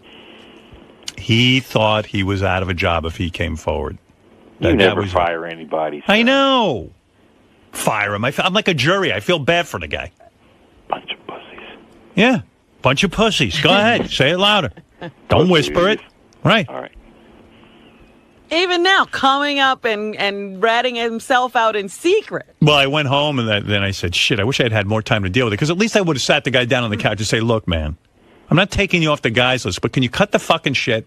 You know what I mean? Like, don't be the police around here. If you're going to be able to read my confidential writings and stuff we plan for the show, you can't be blabbing to people about it.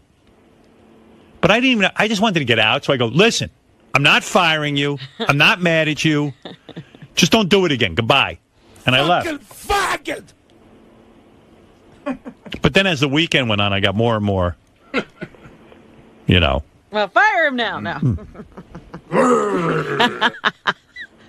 So anyway, I don't even know. Who do you think it is, by the way? Brian Phelan. Now, what made you say that? I just think he's really a good friend of Ronnie's. Go ahead. I'm sure he's on the list, isn't he? Yes, he is. And, and I think he'd be the kind of guy who would say, oh, my God, I'm going to lose my job.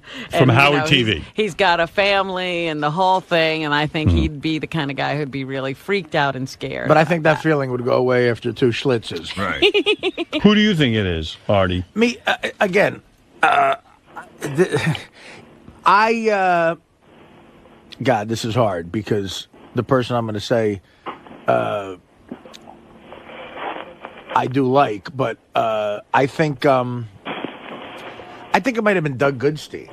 Goodstein? Yeah. What made you say that? I think because Doug is a guy. He's a good guy, and he knows how to produce the show, and he knows how this show operates. And I think he is that type. He's the kind of guy who will. He's not as bad as like a stuttering John, but I think Doug knows you very well, and he knows what could create something fun. And I think Ronnie and Doug have a bond a little bit. And it was interesting to me how Ronnie was so loyal to the guy. Right. So, Well, I'll tell you why. You think he wouldn't be that loyal to Brian Well, Phelan? I'll tell you why Robin is wrong off the bat, because I do remember this. Brian Phelan's not on Guys. Oh, okay. So he's Right. not. That's what. Then you should Right. have said that. He's not on Guys. Now, I just got a note. The whole back office thinks it's Tim. No, it's not Tim. How do you know? Because he made a real issue of saying it was not him, and I think he doesn't lie. But by the way, everyone around here has made a real issue of saying it wasn't no, them. you know what? And now that Artie says Doug Goodstein, Doug is the one person who didn't say he didn't do it. Yeah, well, I mean, I'm just saying, first of all, it would be really surprising if a middle management guy in a corporation lied, Robin. You're right. But I don't know. I'm just saying, nothing against Doug. If I had to say it, I would think Doug might think that was funny to create and do it. I would, now look. And he's on Guys. Who do the guy, Howard TV has a collective thought. Who do you guys think it is? We think it's Jared. Jared. Oh, but I thought Jared had been cleared. Jared's been cleared. Robin, enough with the... Who are you? Was that Flea Bailey, for Christ's sake? Very nervous the past couple of days, pacing around, very interested in this topic, so we think that's who it is. So you think that's him? He might have been worried if his Halloween costume was going to fit properly. What about, what did you think it was, Gary? Well, I'll talk about that in a second. Oh, you know, I think. In the office, the guys have photographs of everybody, and they've been moving them around all day long. Well, like first it was Tim was up, but then Jared moved in front, and then at one point Doug Hurwitz, who does our website, moved up to number 3. He was a big suspect. Because it was also like one of the theories was whoever did it must be a guy who likes to go to strip clubs but doesn't really have the entree to get in. Right. So maybe trying to get in Ronnie's good graces, and so they're moving everything around. But before, I would like the guy to just walk in here and man up. I'm going to tell you that I had a conversation with the person on Thursday morning. Right. We were talking about a lot of things. It was a very sort of serious conversation.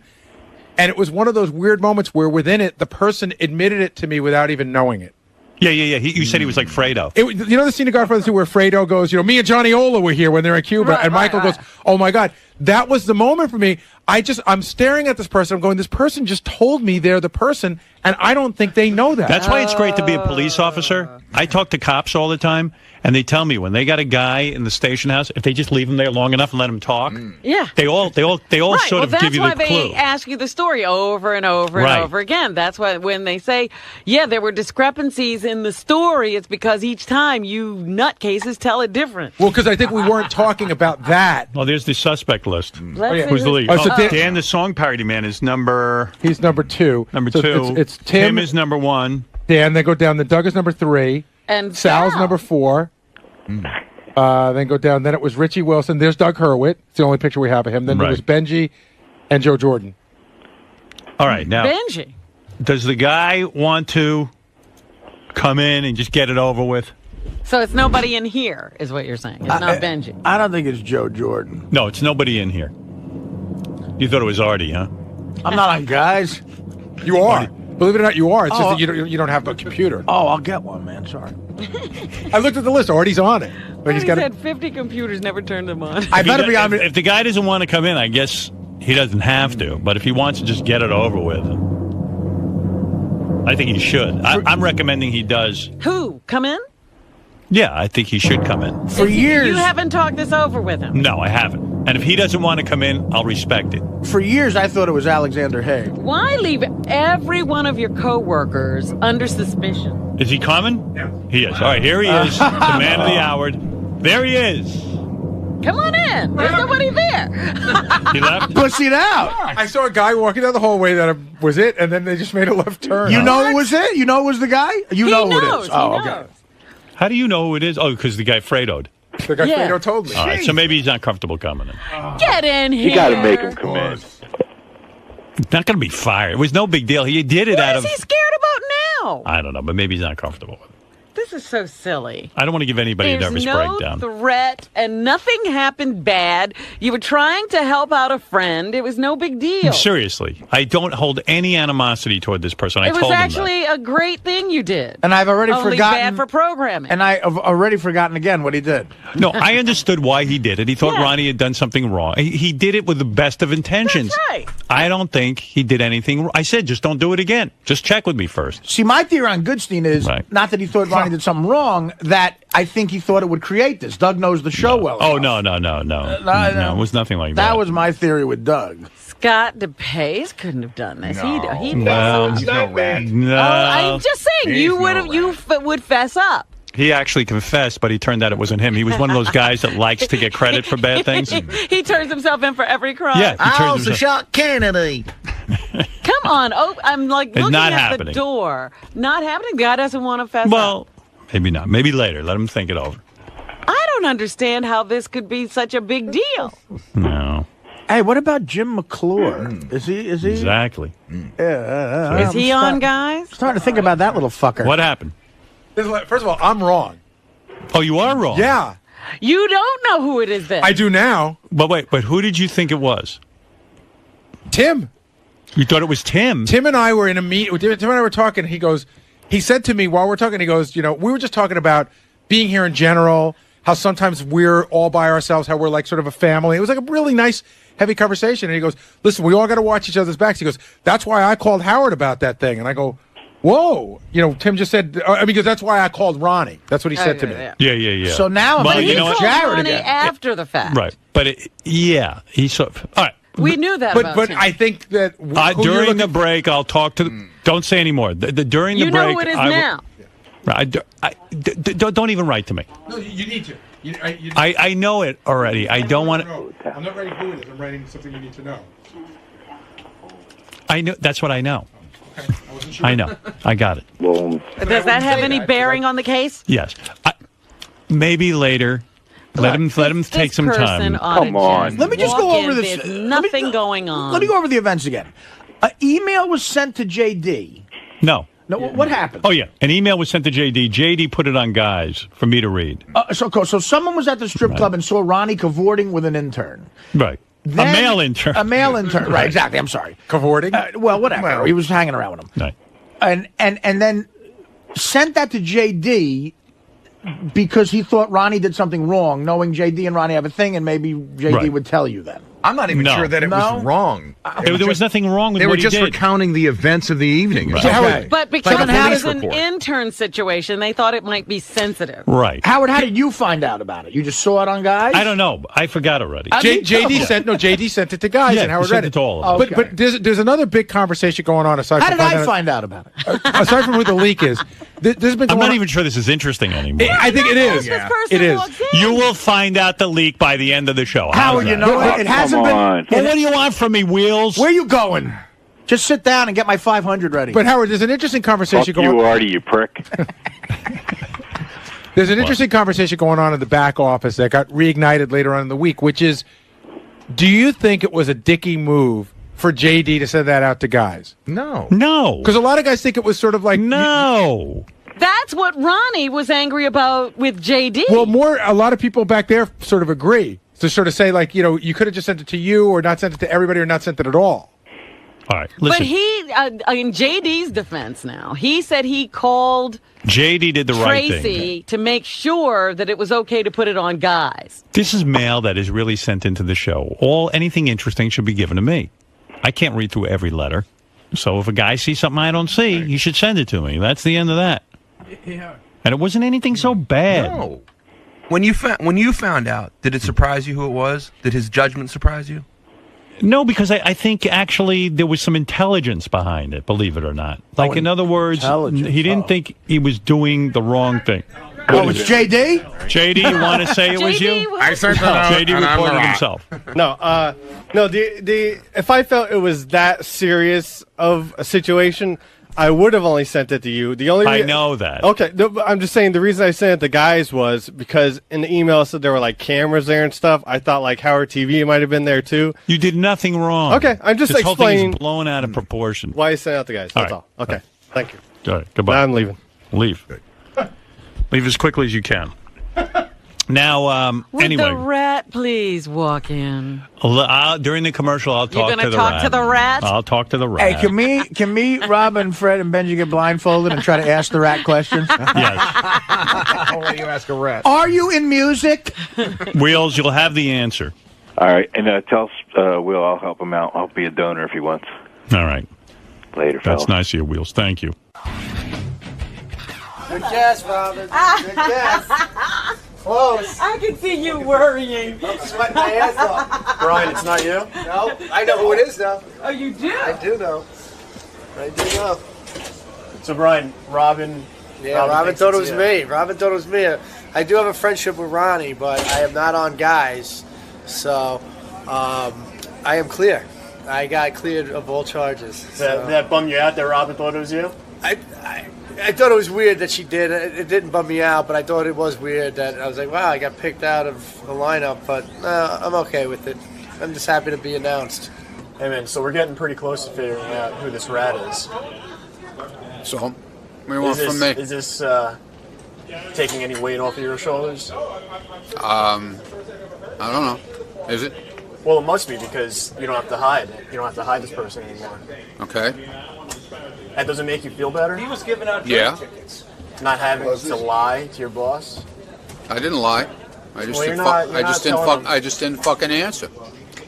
I didn't lie. Don't tell me I lied. Do you Never care? lied. Well, you're withholding the truth. I didn't lie. I've never answered. So how could I be lying? Huh? All right. How could I be lying? All right, fine. You're right. I'm right. You're You know I'm fucking withholding right. the You know truth, though. that's not lying, dude. All right, you're right. I'm telling you, you're right. That's protecting someone. That's all it is. I'm not lying. That doesn't mean it's right, though. Doesn't mean it's wrong. Okay? Yeah, but if you were in Don't court, try and twist my fucking words now, pal. if you were in a court of law, Yeah. that Yeah. wouldn't be that's not acceptable. What do you mean it's not acceptable? You have to tell the truth. I did tell the truth. I told the truth. I'm not telling. That's the truth. I wasn't saying this to hurt Doug. They asked me a question, and I think Doug knows how the show operates. And I think my theory was he thought it would create what it's become, which is a fun thing for them to talk about on the Stern Fan Network. Besides my liver, so I don't know. Now talking to Doug, I don't know. He's pretty good with this bullshit. Maybe I don't know. And now that I know it was just an axe to grind, I no longer think it's Doug. My number one person. I can't say because I don't know enough about the situation. All I know is I'd like to go to Rick's and come 5 times. Hey, now, what's going on with you, Scott? Who do you think? You're making all these crazy... What? Make fun of my shirt so you can make the Scott shirt. happy. Yeah. Well, that's another issue. Look at that fucking piece of garbage. Though this is nice shirt. My thing is, it fits. Yours are.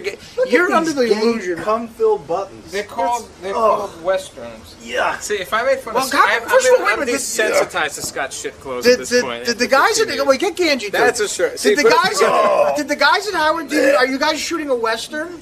Yeah. Like what is going on? See, this is Brokeback Mountain. If you put us together. Oh, it's Brokeback Mountain. All right. These guys are gay. But that's really ugly. At least mine's like fashionable. If you were wearing a shirt, if you were wearing a shirt of David Wright blowing a guy on the '69 Mets, it would be less gay. Why is this gay? Explain what is gay about it. You know what? Compared to your sneakers, that looks like something Steve McQueen would wear.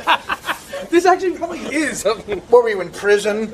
Yeah, they took my laces away, so I don't hang myself. The rat's going in. All right. If you were listening early, I gave a whole big explanation about this with Ronnie, and he was told something through my email, blah, blah, blah. I'm not going to go through the whole explanation. If you're not up on the story, who did you think the rat was, Robin? Well, I originally thought it was Brian, but then he's not in the guy group. Right. So I have switched my vote to Doug Goodstein. All right. Oh, there's Artie. Artie's the Artie, rat? who did you say? Artie's the rat. Artie, who did you say it was? Just talk right there. All right. Well, who did you say? I said it was Doug Goodstein. Right, okay. That was my guy. Fred, did you ever give an opinion? I never gave an opinion on it, and mine's biased because one of the things that I read in the email, someone claims that Ronnie made a slip during the wrap-up show and said she.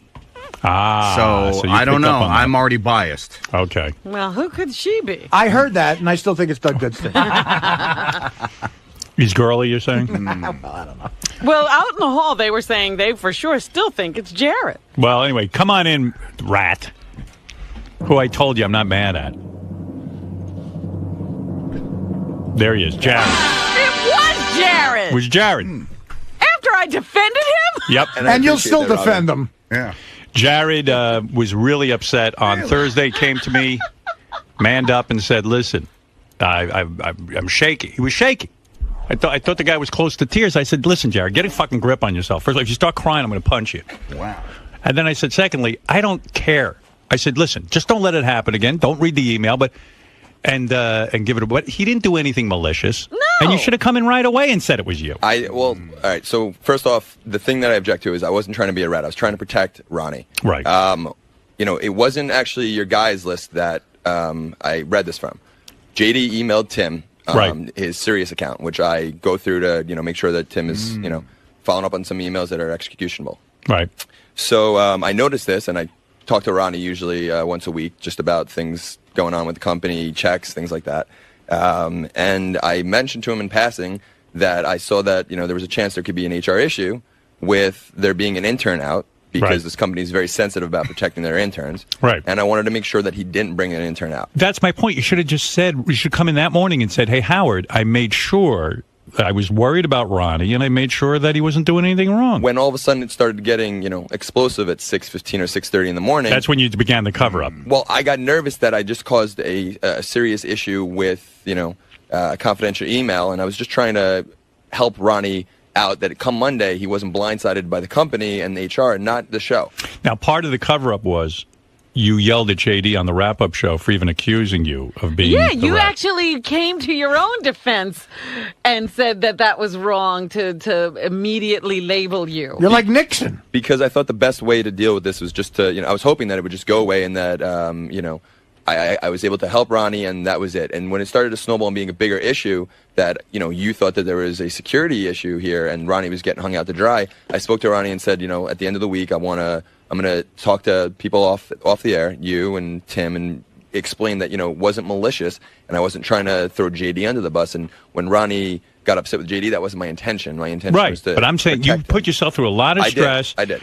You should have just come out right away and said, listen, I did it. I didn't do it to be mean or malicious, and now I understand. I'm not supposed to talk about the email to other people. And Monday morning, when Robin came to my defense, and I think Fred may have, I felt even worse and started to really wear on me that I knew that I was going to have to talk about this, and I wanted to talk to you guys off the air first so you understood. Do you owe JD an apology? I did apologize to him about yelling at him on Monday afternoon, I think it was. Right. That, I'm sorry, I didn't mean to yell at you. I just jumped to, When do I get my apology? I'm sorry, Robin. I'm sorry. Thank you for defending me, and I'm sorry. And Never yes, again. When do I get my invite to the bar's Halloween party? And yes, I'll apologize to JD. Now, Tim had even said to him, you went to Tim for counseling, right? Yeah. And Tim said, this is so silly. Tim said, this is what you get for what? I forget what he said. I never know what Tim said. His counseling was, no. this is what He said, you get? this is what you get when you try and help too many people. Because I was trying to protect Ronnie from a bigger issue that I thought may occur. Right. All right. Now, from now on, I'm going to leave you on the guys list. I'm not on the guys list. You're not. Okay. I'm not. And this email wasn't about the guys list. It was sent from JD first to Tim's serious email. You're the only one not on the guys list. Yeah, and it wasn't. I never even. All right, read I'm going to put you on the guys list. Thank you. Give him my spot. All right. I never read it on that. Here's the thing. So whenever you read something, just come to me or Tim. In fact, go to Tim.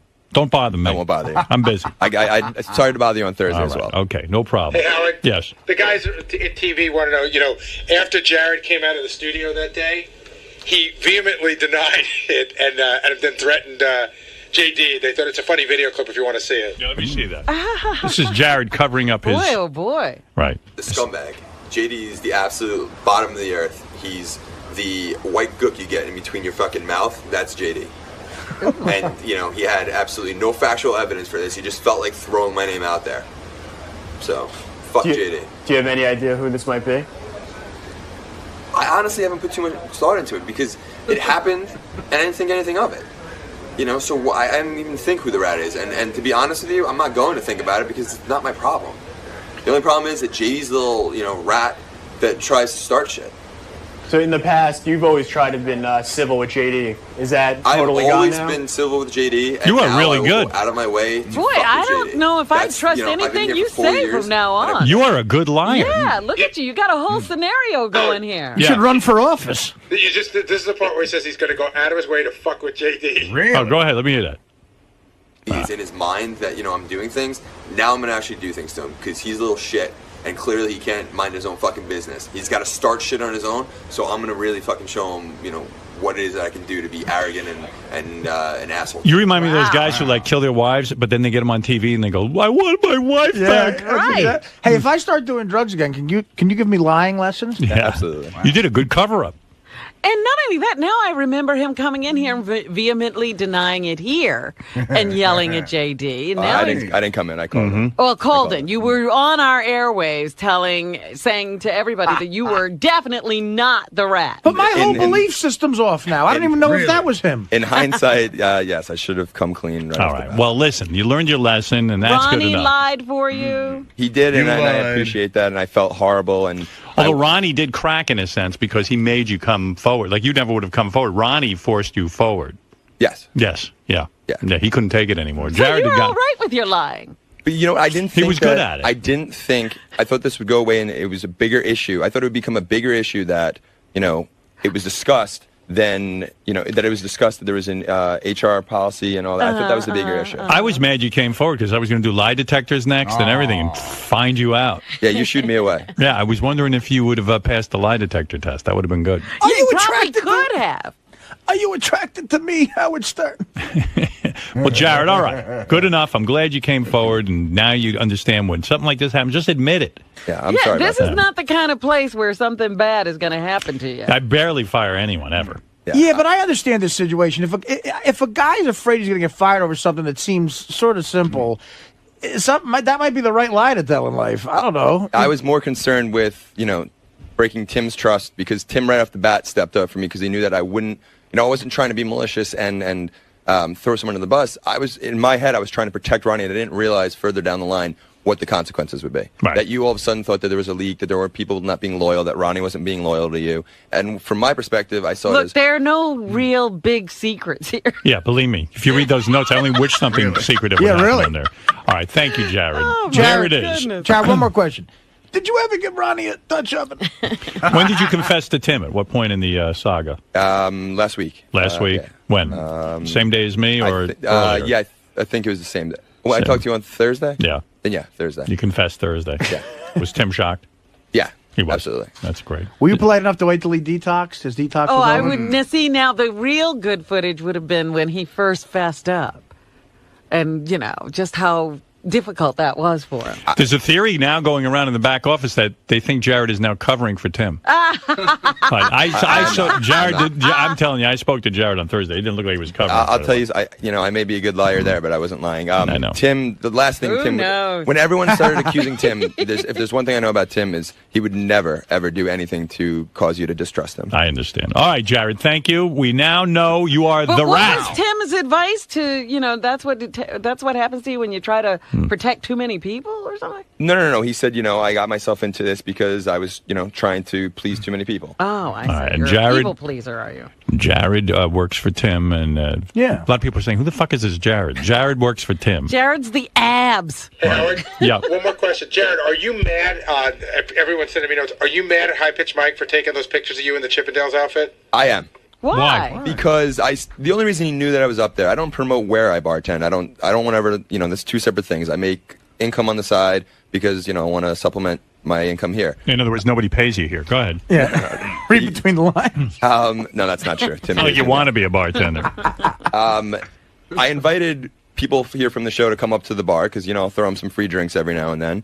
And I invited Mike to do so. He asked me if he had to wear a costume. I told him that, he didn't have to, but I was going to. And I explained to him when he asked me what my costume was. I told him not to come up to take pictures. I told him, it wasn't about that. I don't want that to become part of my, corporate persona. And he was the only person that did it the entire time. That no one in the bar took pictures. Well, no he's one knows. gay, and he liked what he saw. But he only walked into the bar for 3 minutes. Right. I gave him a drink. He took pictures. He walked out. Oh, yeah. So That was it? He just came to take pictures? All he did was take pictures. What did he do with wow. those pictures? Oh, my God. do you think he beat off to him? Of course he did. Jesus. Oh, Jared, I'm your wife. Oh. Well, he has a picture in his office of his head on my body. Wow. In his office. All right, so you asked him not to post the pictures, and he did, and now did they take them down? I asked him not to take them. I spoke to Jason and Ganji and asked them not to put them up in the show. All right. I just don't want these ending up on the internet. Well, I'm glad I didn't show up at the bar because I would have taken pictures. You're worried about your future. You know that you want to be seen as an executive. HR could Google you when you get interviewed, and all of a sudden they got pictures of me. Fair and enough. Chippendales. All right, It's Jared. great that in this sea of misfits, he's worried about his corporate persona. It's great. You got to get out of here now. Thanks, Jared. Take a look All right, over here. There he is, Jared, who has come clean now, and now he feels better. Look, he's walking around all happy again.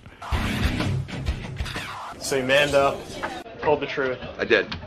How do you think it turned out? I think it went better than I thought it was going to go. What did you think was going to happen when, even last week when it was real heated? How did you think this was going to turn out? I thought I was going to be fired from this company. Really? Yeah. You have worst case scenarios that are running through your head, and in my head, I thought, now that people wouldn't trust me and they would think that, I can't deal with confidential information, and that's not the case because I deal with it on a daily basis. And, I was just trying to help Ronnie out. So Jared manned up. Yeah. And admitted. Yeah. That he was indeed the leak. Uh-huh. Are you glad he did this? He came clean? Whatever. You don't care? What do I care? I'm not the rat. Yeah, but you were hiding the truth. Whatever. You were protecting him. Yeah, so? Doesn't that feel good that you don't have to do that now? You don't have to worry about maybe slipping or holding the truth from people? Slipping? I wouldn't have slipped. I don't think he did it with any maliciousness. And I said on the wrap-up show that when the leak comes out, it's going to depend on who it is and what reasoning they have for doing it. And, you know, if somebody like, say, Jason did it, or if Richie Wilson did it, whose really only agenda was to, you know, just tell a friend, that would be more of a breach than it was for Jared, who's in a position to say, you know, to see the overall thing, what's going on here. As far as, you know, he did it more about business. There's not a malice bone in his body, so he was just trying to help Ronnie out and trying to do something that just give him a heads up, and it turned into a whole rigmarole here. But, you know, it came out in the end, and it always does. And he knows that if he knows something, to reveal it immediately. Like 9/11, I don't think we're hearing the whole story here. I think there's more. I bet there were calls placed to Tim that we don't know about. Not everything's adding up. I don't see why Jared would take it upon himself to read one of Tim's emails and act on it alone. Jared's not a lone wolf. He's not. He's needy. He needs he needs his peers to appreciate him and give him a pat on the back and all that stuff. I don't buy the lone wolf theory. I think Tim was in cahoots the entire time. If Tim wasn't the actual person who started it, then I believe Tim was involved in the cover-up from the beginning. And until we could put a commission together to study this, we just have to take Jared's word for it. And we all found out today that Jared's word doesn't mean much. Do you think this is going to hurt you now around here, like your credibility? I initially did. I think that, it was explained right. It was explained as to my thought process behind it. And I hope that that's not the case. You glad that he came clean? Whatever. It's cleared his head. I'm happy. Did it do anything for you? Took me off the hook here. Yeah, that's what I mean. That's what I'm getting at. So you're happy about that? I could care less. I don't care. You know, people said, Clinton's a liar. And I'm like, well, when he did something that had nothing to do with his job, he fucking lied to keep his job. So there are some people who will say he's a liar. There's some people who will say I understand why he lied. So I think I know him well enough where it doesn't bother me, but it might bother others. Yeah, I'm actually glad I'm holding his knife, because this is what I felt was stuck in my back today. Are you hurt by this? I'm a little hurt. I am a little hurt. He lied to our faces, just like straight up, outright. I had a full conversation with him on Friday where I actually did a horrible thing and accused our program director of being the rat. And he's just sat there and just kind of nodded along, denied it, got angry at JD about being a rat. Are you going to be able to trust him again? Well, I mean, he's been covering up that he's not a homosexual for so long. Now I see that that's in fact the truth he is. Yeah, I mean, he's hanging out with High Pitch Mike and he has his shirt off on weekends. You be the judge. You know what I'm saying? And he's a Mets fan on top of everything else. What's going to happen with you and JD? I immediately apologized to JD shortly after my tirade on Monday. I went to his office and I spoke to him and said, I'm sorry for snapping at you. Didn't mean to do that. So I think things are fine. I mean, it's going to go back to I'm polite to JD and JD ignores me. So.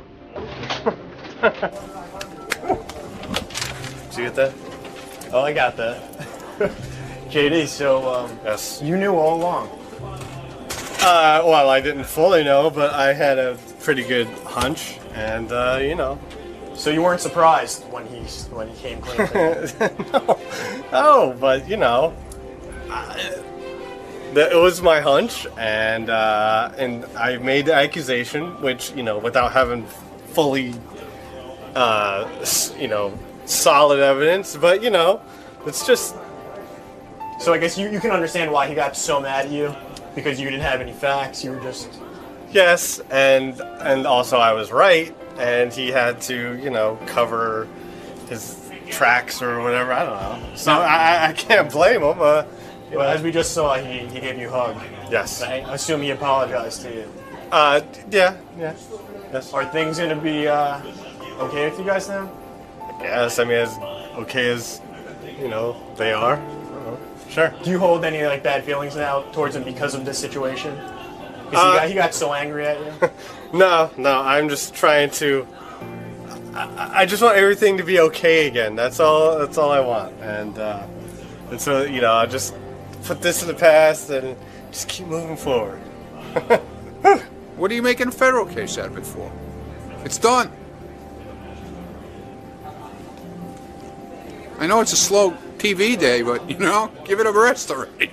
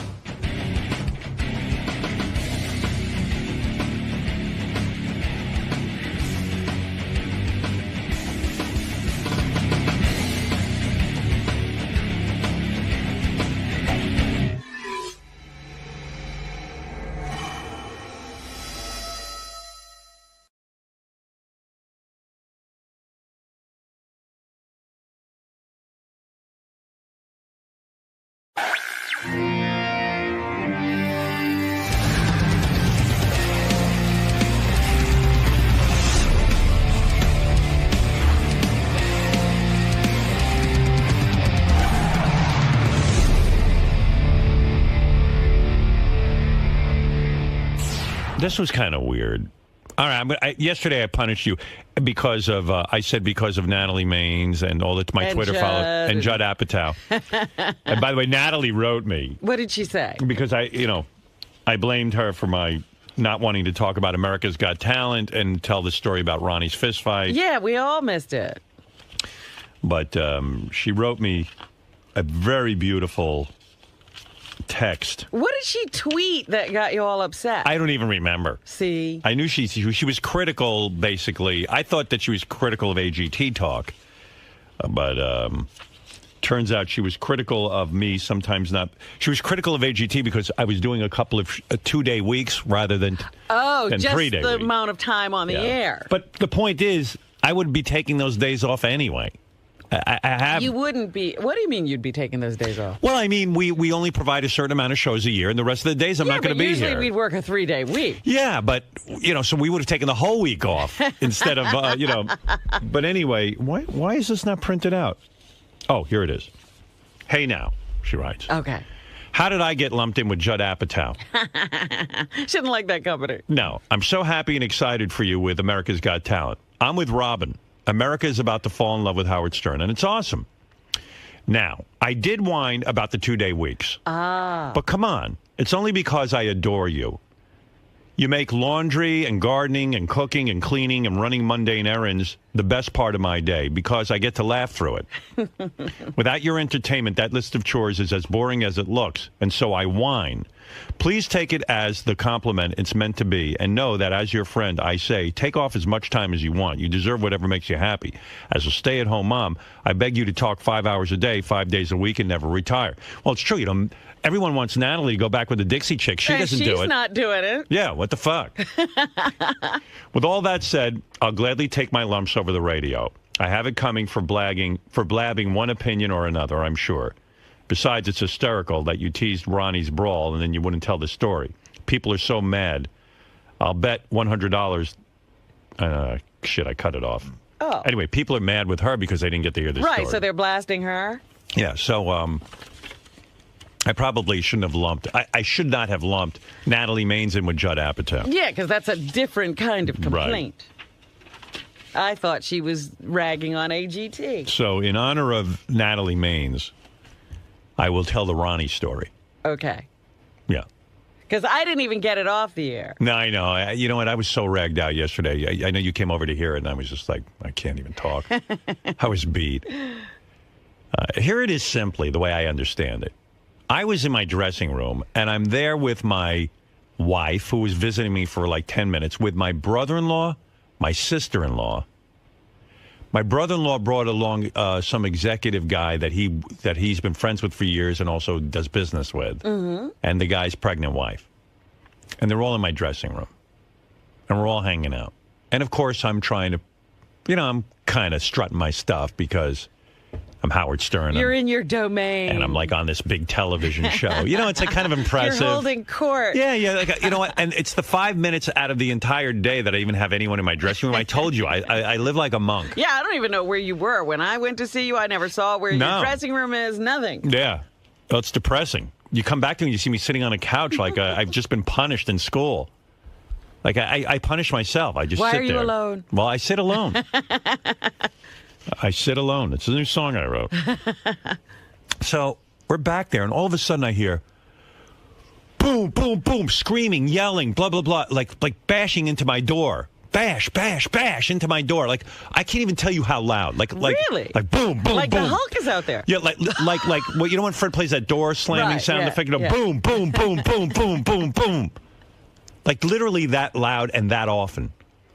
And screaming and yelling, and then like you hear a bunch of black guys going, down, down, down, everybody down, down, down, no, pull them off, pull them off, pull them off. Like it sounded like Iraq. Sounds like there's a firefight going on out there. So my brother-in-law Doug, who's 6'7", and like he could kick your ass pretty easily. Whoever you are, I don't care. He's a very strong guy. He was an athlete, a football player at Penn State. You know, he could easily kick your ass. And I don't even know who you are, but I'm telling you, he can kick your ass. He could probably kick your ass. So he quickly goes, let me see what's doing out there. I go, what? So like a man, he goes to find out. Because he heard Ronnie screaming and everything. So he goes, let me go see. I go, Ronnie screaming? Well, he hears everything. He just hears noises and black guys. But you could hear Ronnie. Yeah, you could hear Ronnie yelling. You could hear Ronnie yelling. Okay. And so he goes, let me go out. I go, no. Don't open that door. I turn the lock on the door. He goes, what? I go, listen, the fucking guy's finally got something to do. If you go out, you're not getting back in. Yeah. I said, first of all, there's not just Ronnie out there. There's 50 security guys out there. America's Got Talent has 50 security guys. All of them black as night and big as a house. Black as night. Right. I've seen them. They're just black. Yeah. You know. These guys are like the real deal. They look like they know what they're doing. Yeah, trust me. They will fuck you up. You know what I mean? Like the really fun, nice guys. But they're nice to me because I'm one of the stars of the show. Everyone else are going to give a whole fucking attitude, you know. You know, the no laughing, just staring at. Right. Yeah. Which I dig. So, you know, it gets quiet for a while and... I figure, all right, it must be safe now. It seems like it's over. So I open my door, and I say to one of the security guys, I go, what's going on? And they go, oh, no, don't worry about it. It was nothing. I go, nothing? What do you mean nothing? No, don't worry about it. It's all taken care of. So I go, this is bullshit. I want to find out what's going on because, you know what? If there's something going down, I want to know. That's right. Should I be getting out of here? Right. Yeah. What's going on here? It seems like a pretty mundane show, but who knows what's going on? So from an insider, I get word that Ronnie, the limo driver, my security detail, what is Ronnie's job? To stand there and not, just be professional. Yeah. Somehow Ronnie and this other guy conspired that they were going to, just for everyone's entertainment, pretend to have a fight. Are you kidding me? No, wait. Listen to this. So I go, what? What do you mean, Ronnie's? What is Ronnie doing? He's doing a show in the hall. Ronnie's an entertainer.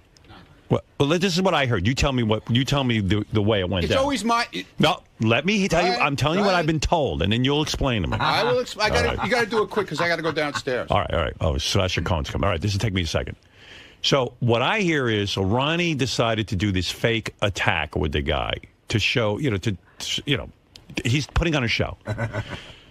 So out of the blue, the guy attacks Ronnie without telling him, like when Ronnie wasn't prepared. So it's almost like when Peter Sellers had that crazy housekeeper who would attack him. Yeah, Cato. So the guy jumps Ronnie. Ronnie goes right down. And evidently spilled his soda all over himself. And the black guys, who are the real security guys, all of a sudden, they don't know what's going down. They see two guys jump at each other. Right. And they spring into action, and they fucking pounce. Like, whoa, whoa, whoa. And they get, like, the Secret Service. These guys are whisked out. Yeah, whoa, whoa, whoa, stop the clock. Yeah, whoa, whoa, whoa, stop the clock. He thinks he's on stage doing Ronnie's block party. So I get word about this, and now I'm fuming. Because I go, oh, good. Ronnie now, after doing such a spectacular job. He was doing so well. I'm in love with Ronnie. Everything's cool with Ronnie. And I find out now, Ronnie couldn't take success. He had to plan a fucking entertainment. Okay, tell me what happened. Can I tell the story now? Yeah. Okay. Harvey. Right. Great guy. Stage manager. Right. Okay. Every morning we'd be in contact when we'd leave to go there, and I'd be in contact with him. Yeah. And we had this thing. He'd curse me out in the morning. I'd curse him out. Why do you always get into things with people with cursing out? I hear him on the phone. We were joking. We're driving in the car. We're having a good time. I hear him on the phone. Hey, asshole.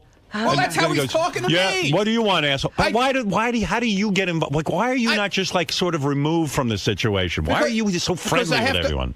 Because I have I have to talk to him every morning to let him know that we're coming. Okay, go ahead. Okay. Yeah. And it becomes the asshole conversation. Yeah. He has a personality where he gets into. Why is it me? I don't get it. I don't know. Everyone, like Joe was there, right? Pat was there doing security. Right. None of them are calling anybody an asshole. But I'm the one who's in contact with Harvey, and Harvey and I joked around. We joke around. All He's a right, good but why guy. are you? Like, I joke around with Harvey. I've never once called him an asshole. Because that's the way he jokes around with me. No, it's the way you joke around with everybody. He texts me first thing in the morning. Good morning, douchebag. Yeah, but why does he think you're a douchebag? Like, why does he feel that comfortable doing it? He shouldn't even know you. You should be like a fucking plant. All right, go ahead. All right. You've got such a personality. What I don't know. do? Go ahead. My people. All right. This is my entourage. Yeah, I guarantee you, when Sacha Baron Cohen comes here, you're not going to be calling anybody an asshole. It's just going to be a professional guy. He's going to be like, I already met the guy. Right, exactly. He's probably no nonsense. He's waiting for me. All right. So every day he'd pass me in the hallway. Harv. Yeah, Harv. Yeah. And he'd go, as he passed me, go, fuck you, asshole, like that. That's like what you do here in the hall. No, he would do it to me. Yeah, but you do it here with. How do you get into? You're the only one that gets into this with people. So we're joking around, and there's this one security guy, Jin, who thought Harvey was serious, and he goes, "What's going on, man? Why is he talking to you like that?" I go, "I don't know. I don't know what's going on. Why he's acting like that?" And everybody was in on this. Not all the security guys knew about this, except for Jin. Knew what? Except for Jin. We're in on what? That you guys call each other asshole? Yeah, they knew. They knew the whole deal. So Harvey comes to me on the last day of taping. Yeah. He comes to me and goes, "Let's fuck with Jin." He goes, "I'm going to attack you." So what did you say? Did you say yes or no? I kind of said, well, you know. Did you say yes or no? We were joking around. I said yes. Okay. All right. Listen to me. All right. You can stop right now. Can I finish the story? All right, go ahead. Let me finish the story. So he goes, yes is the wrong answer. You say, no, I'm Howard. There's no nonsense at Howard's door. But we weren't supposed to do it there. Here's what happened. Yeah. So after he says to me, I'm going to walk down the hall, all the way down by the elevator, and I'm going to yell, fuck you to you, and I'm going to come in and I'm going to attack you, but you're going to know about it. But he didn't do, what he did was he walked away and turned around immediately. I'm standing there. I said, Harvey, you know, I'm standing, we're eating some shit. It's in front of my door. I'm drinking a soda. Yeah. And I got my we whole weren't supposed family to do it over there. Pregnant woman inside. Yeah. Stop it. No, I mean. So next thing I know, why not get fake? Did you get fake guns so you could have a shootout? No. So the next thing I know, he turns around and I had my back to him. I didn't even know he was coming. Boom! I'm on the floor with the can of sodas all over the place and everything. You're a joke. I'm a joke. You're a joke. You're like 3 years old. It's not his fault. It's not his fault. We're at a multi-million dollar. It's all my fault, Robin. Okay, of course it is. You know why? Why is it your fault? Do you know why it's your fault? Quickly, let me explain it to you. Because you said yes to. You say, Harv, I can't participate in something like that. I'm with Howard. I represent Howard. I can't do this. See, I knew I'd get hit. It's all my fault. Knew you. Okay. Of course you're responsible. I'm sorry. I apologize. I got to go. You don't know you're responsible. You don't know you're responsible. I'm doing it right now. I got to be responsible. I'm going right down. I got to go downstairs. You're retarded. Why don't you jump the guy? Ronnie. Go away. Get out of my fucking way. I got to go downstairs. All right? Is this a joke or is this real? Ronnie. Ronald. Let's brawl. What a fucking lunatic. Do you people believe this? And he doesn't understand. Why am I getting blamed? It's his fault. Yeah. And meanwhile, I'm like, So I come out of my dressing room, and I hear it's Ronnie Hijinks staging a show. It's like Ronnie's block party. They're entertaining everyone in the hall. Yeah. The fuck? And, the guy was doing a really good job. Now, let me say one more thing that maybe you didn't think about, maybe you have. Probably not, because I'm busy working. But go ahead. But, okay, so now Ronnie is Mr. Hijinks. Yeah. What happens when something's really going on? No one's going to believe it.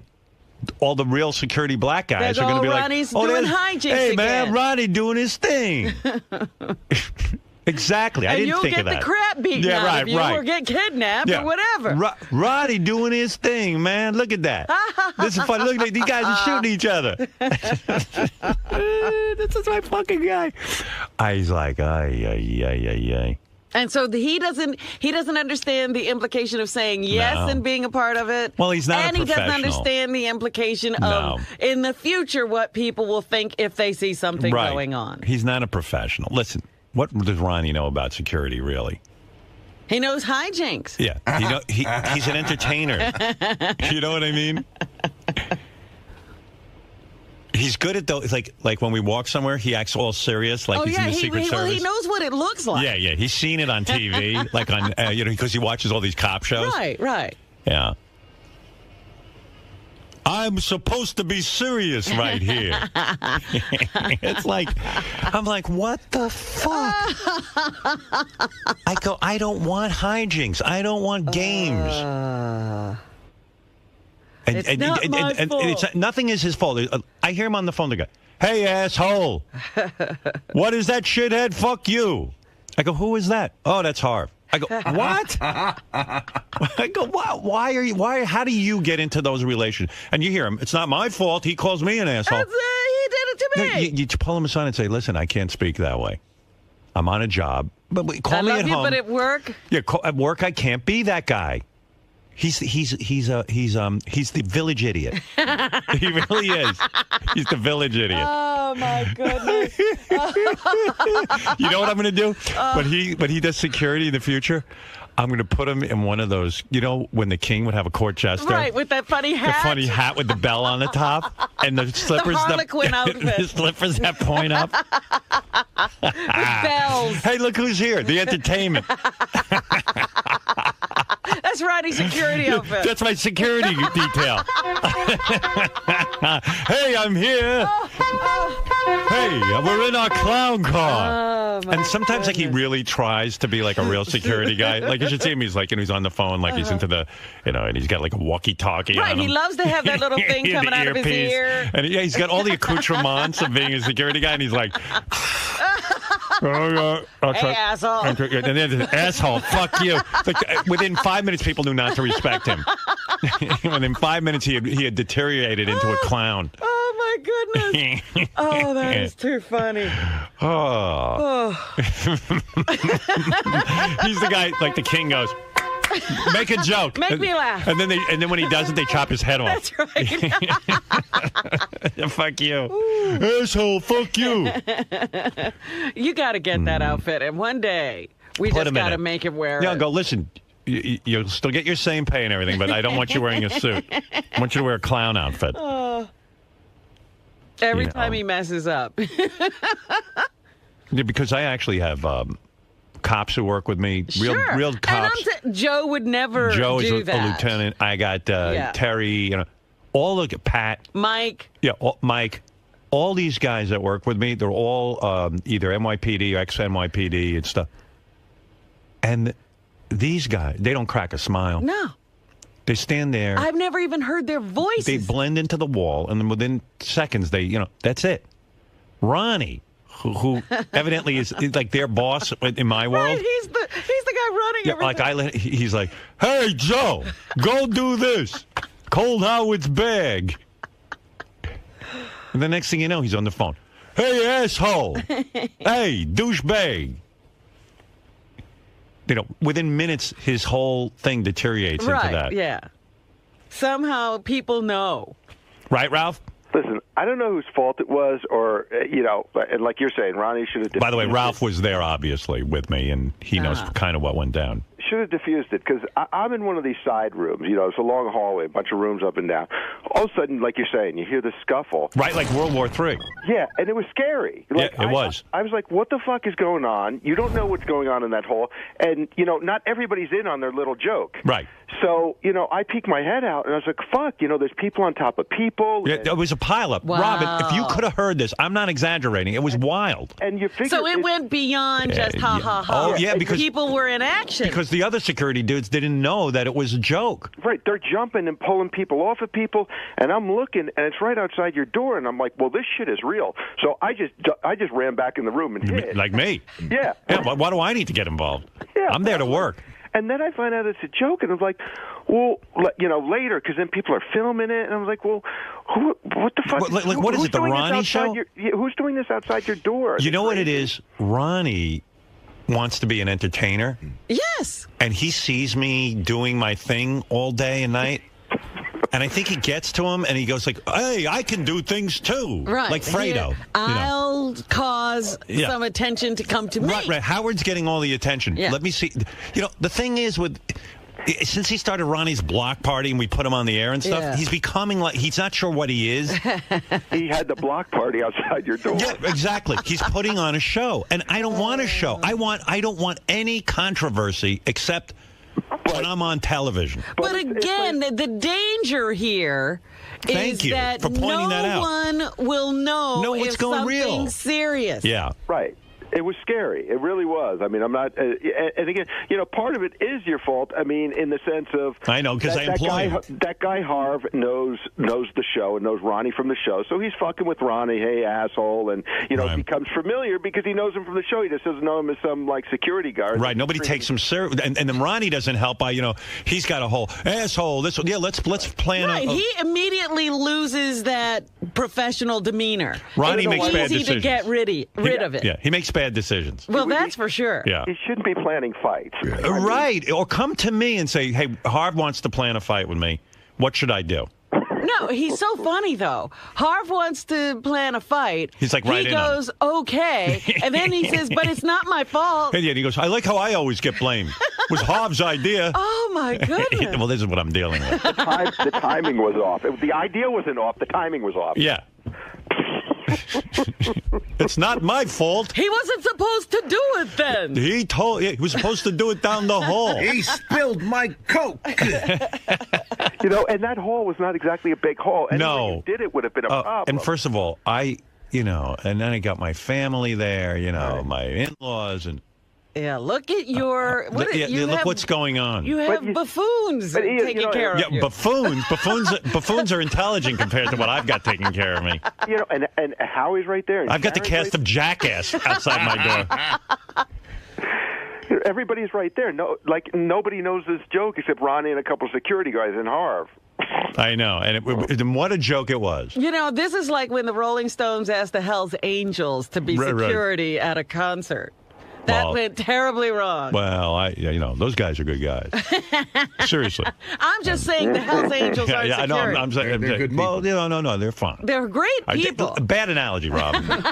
Really, I think.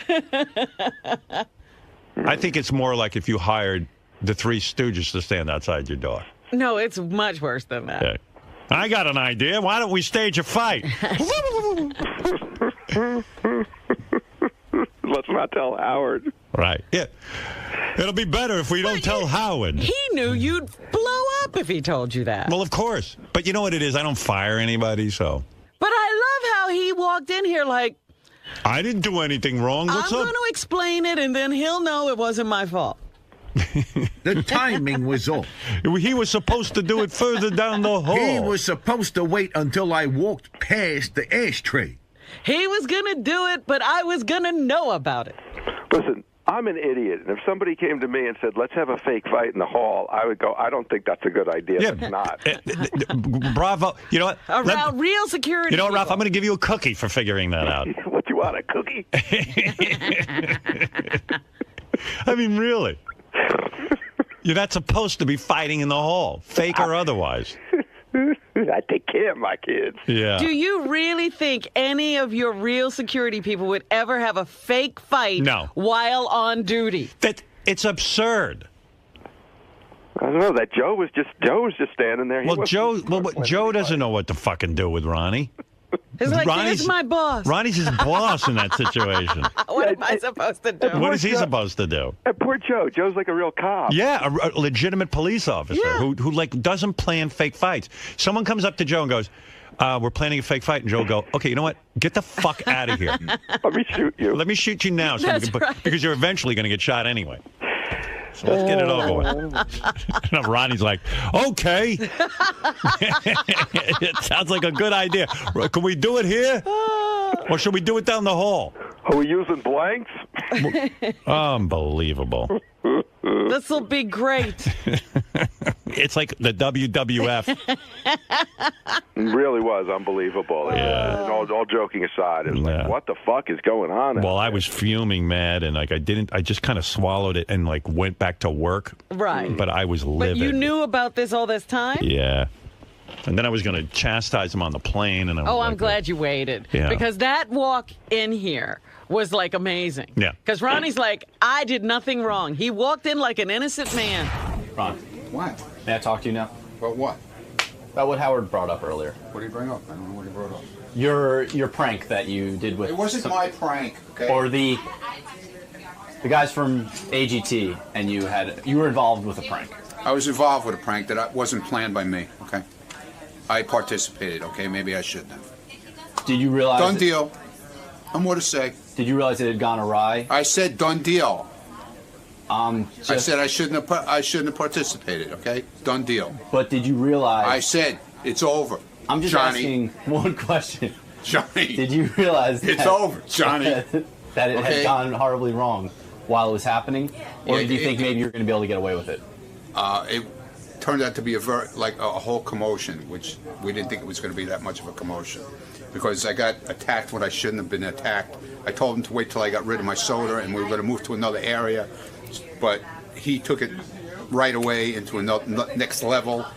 Right away, the soda fell on the floor. I'm laying in ginger ale, and first of all, people thought somebody pissed in their pants on the floor. So it was a whole thing. So, did you guys have a script, or was there a run through? No, there was no run through. Goodbye. If there was a run through, it wouldn't have happened the way it did. So, if you could do it all again, I'm not doing it again. Goodbye. This was the last day of taping, and actually Harvey told me that it's like a tradition to do pranks at the last day. So he hung me out to dry, okay?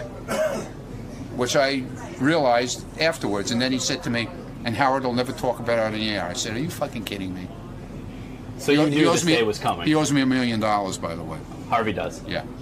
Well, you had gotten very close with that staff you've gotten very close with that staff over the past couple of months. So Great. Yeah, they were great people to work with. We had a lot of fun, and we're still working with them. You know. So just like around here, you start to bust balls, and sometimes it goes wrong, and sometimes it goes right. Exactly.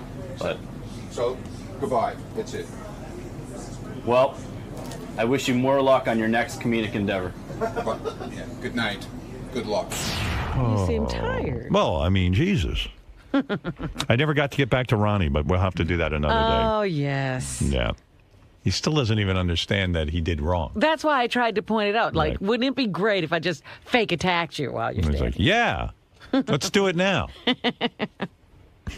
Let's have some fun during Howard's job. I'm at NBC doing a job, and he's planning fake attacks with another guy. Yeah. That's why I brought him there. So that he could keep everyone in the hall entertained. Yeah, because, you know, everyone deserves entertainment, don't they? Ronnie's supposed to go, I'm not the entertainment here, sir.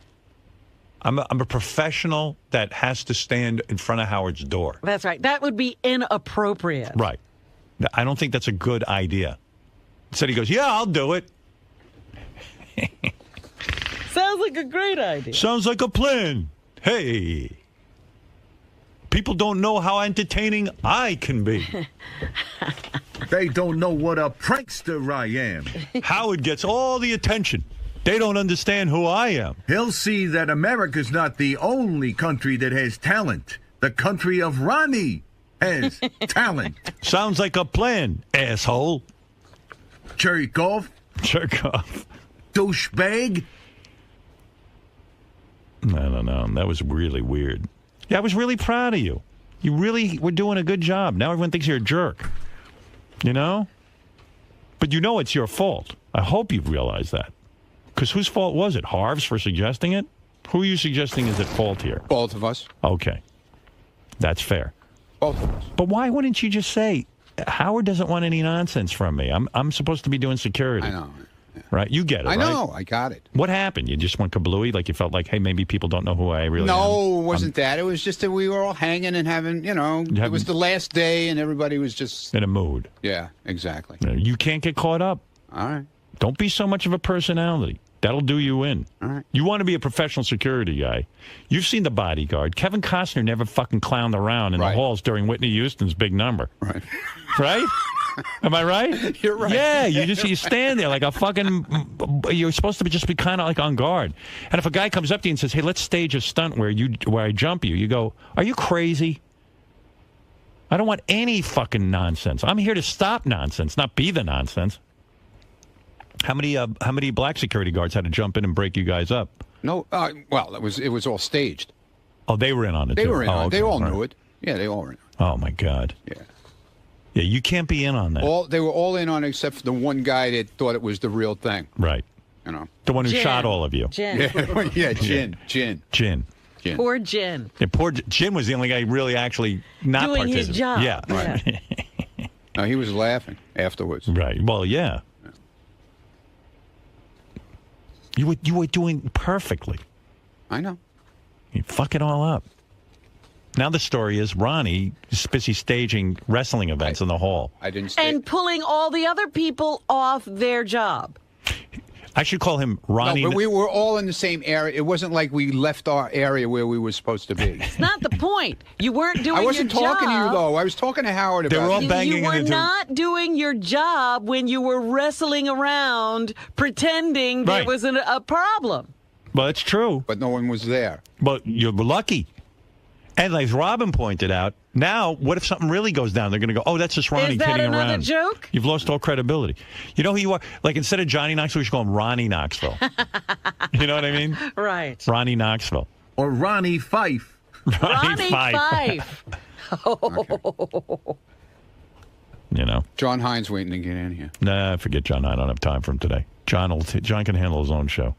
I'm sure he'll have you on to ask you about your security measures.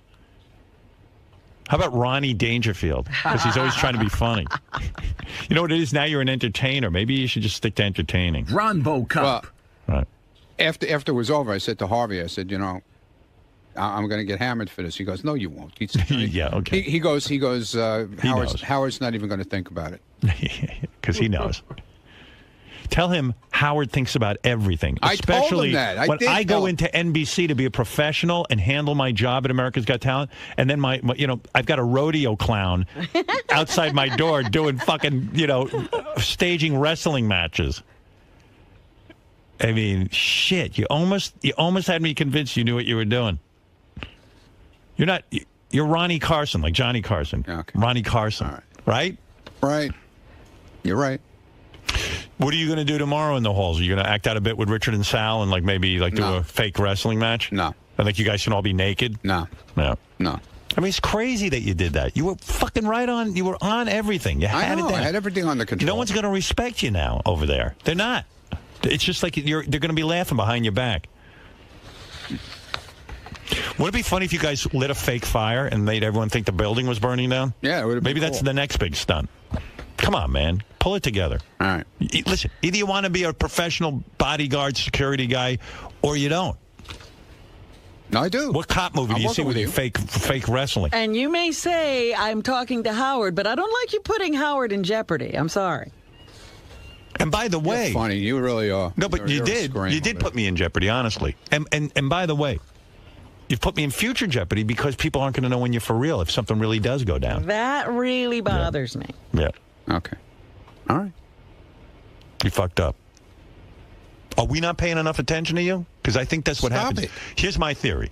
You see me up on stage doing... Oh, come on. No, that's so not and true. it gets hard because no one's paying attention Get to you. away. And they don't realize what an entertainer you are. Stop it. But you're funny, too. Right. I'm going to show you I'm funny. That's what happened. It wasn't meant. It wasn't meant to be. Well, who are you doing this for? Not for me. Who were you doing it for? Why don't you ask me? Say, hey, Howard, Harv and I are thinking of staging a fake fight in the hall for everybody. What do you think of that? I'm not going to bother you with that. But maybe you should, because you don't make good decisions. I wasn't going to bother you with that shit. But when you're planning a major event like that, I wasn't planning it. Well, I didn't. You planned it with Harv. No, he planned it, and you agreed. Say, wait a second, I got to check with Howard. All right, let's synchronize our watches. He planned the whole thing. And you were just oblivious to it. Not that I was oblivious. You were in on the planning, Ronnie. He needed you to do it with him. I know he needed me to do it, but he was the one who came up with it. I never even thought about doing it. Right. You know, Harv's not a security guy, so he doesn't care. That's why it's not any of Harv's fault. Right. You're supposed to go, Harv, I'm a security guy. Howard doesn't want any hijinks in the halls around his door. You know? Right. Okay. It's crazy. And by the way, you're not bothering me if you ask me. If you get confused when people ask you to do stuff, if you have to ask me, you're not bothering me. I'm not confused. Just come up to me and go, Howard, I'm confused. I'm not confused. You know? A guy just asked me to stage a wrestling match outside your door. Do you think I should do it? And I would have advised you. We're going to get all of the security guys in on a joke on one guy. What would have happened if you said no? Well, I can't say no. The guys asked me. And they accepted me. He's already got the signal. We've already assigned a time. No, we didn't. Were you worried Harv would tease you because you're not man enough to go in on his plot? No. Yeah. What were you thinking? You thought it would be funny. I have Ronald McDonald working for me. Change your last name from Munn to McDonald. Okay. All right. Who are you? Ronald Mundano. I'm Howard Security, Ronald Mundano. Ronald Mundano. I'm Dirty Ronnie. Go ahead. Make my fake fight. Dirty Ronnie. I still like Ronald Mundano. Who ordered a Happy Meal? He always conducts himself in the halls he's involved with everybody. You know what you got to get? One of those buzzers you put in your hand when people shake your hand. Yeah. And so they shock them. I got you. You're here to see Howard first shake my hand. Here you go. Shake my hand again. Then you got to get that fake flower, the boot in the one that shoots water? Yeah, I'll try it. The first one I'll try it out on is Hey, Sacha Baron, smell my flower. There you go, dictator. I mean, you were doing perfectly. You were there. You were the guy. You were you just handled yourself. So I said to Beth, whatever you say about Ronnie with the mambo and all that shit, I go, the fucking guy's doing a great job.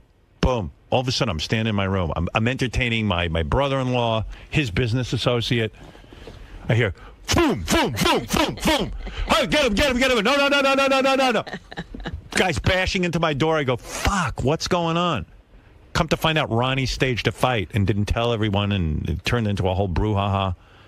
And let me tell you, the people at NBC really respect that. Like, I'm going there behaving like a professional. I sit there and shit my pants that the people around me aren't going to embarrass me. Right. And I had, Don was there doing everything, and even Ralph didn't embarrass me that much. Except for the outfits he wears. What does he wear? He shows up in like shorts and like his big shirts, and like he's casual. Casual Ralph. But still, Ralph did pretty well. He didn't embarrass me that much. Yeah. And Ronnie was looking professional and everything, and keep things. And then I hear him on the phone. Hello, asshole. Hey, and the next thing you know, he's staging a fake fight in the halls. Oh, I was fuming mad. When I walked out, I go, Joe, what's going on? He goes, I don't want to say. I said, tell me what's going on.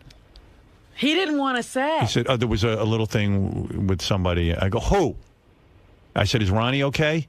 I thought maybe something bad had happened to Ronnie. Right. He goes, no, Ronnie's fine. There was a little He didn't want to say, so I go up to somebody and go, what's going on? Oh, Ronnie decided to have a fake fight with a guy. No, Ronnie didn't decide it. Well, you did. You decided to do it. You said yes when the guy said, go on. Ronnie didn't decide?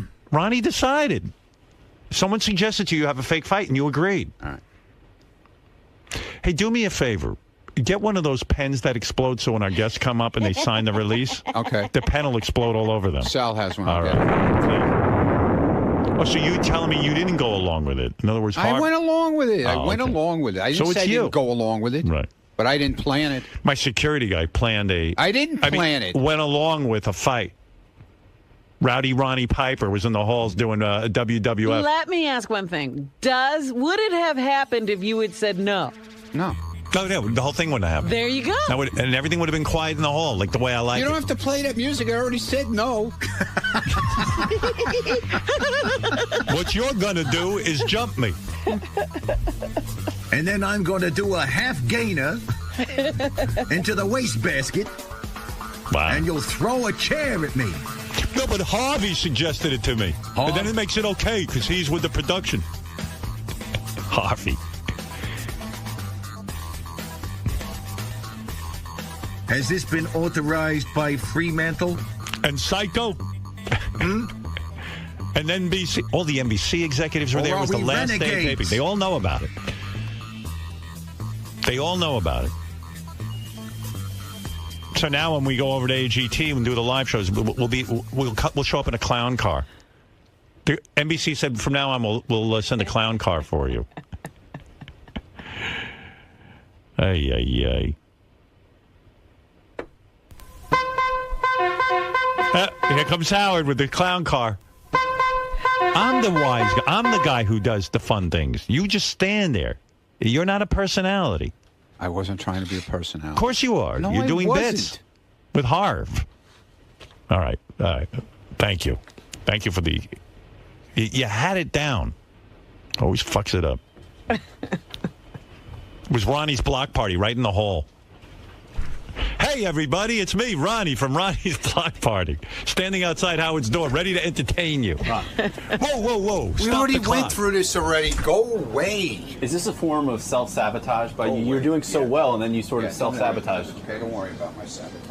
Okay? Are you afraid to succeed? Or is it just that you're a fun-loving guy and you... Leave me alone.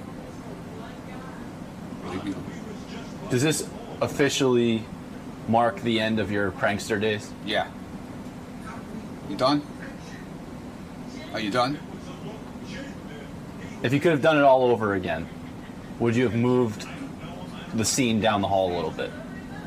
Whatever, dude. Whatever.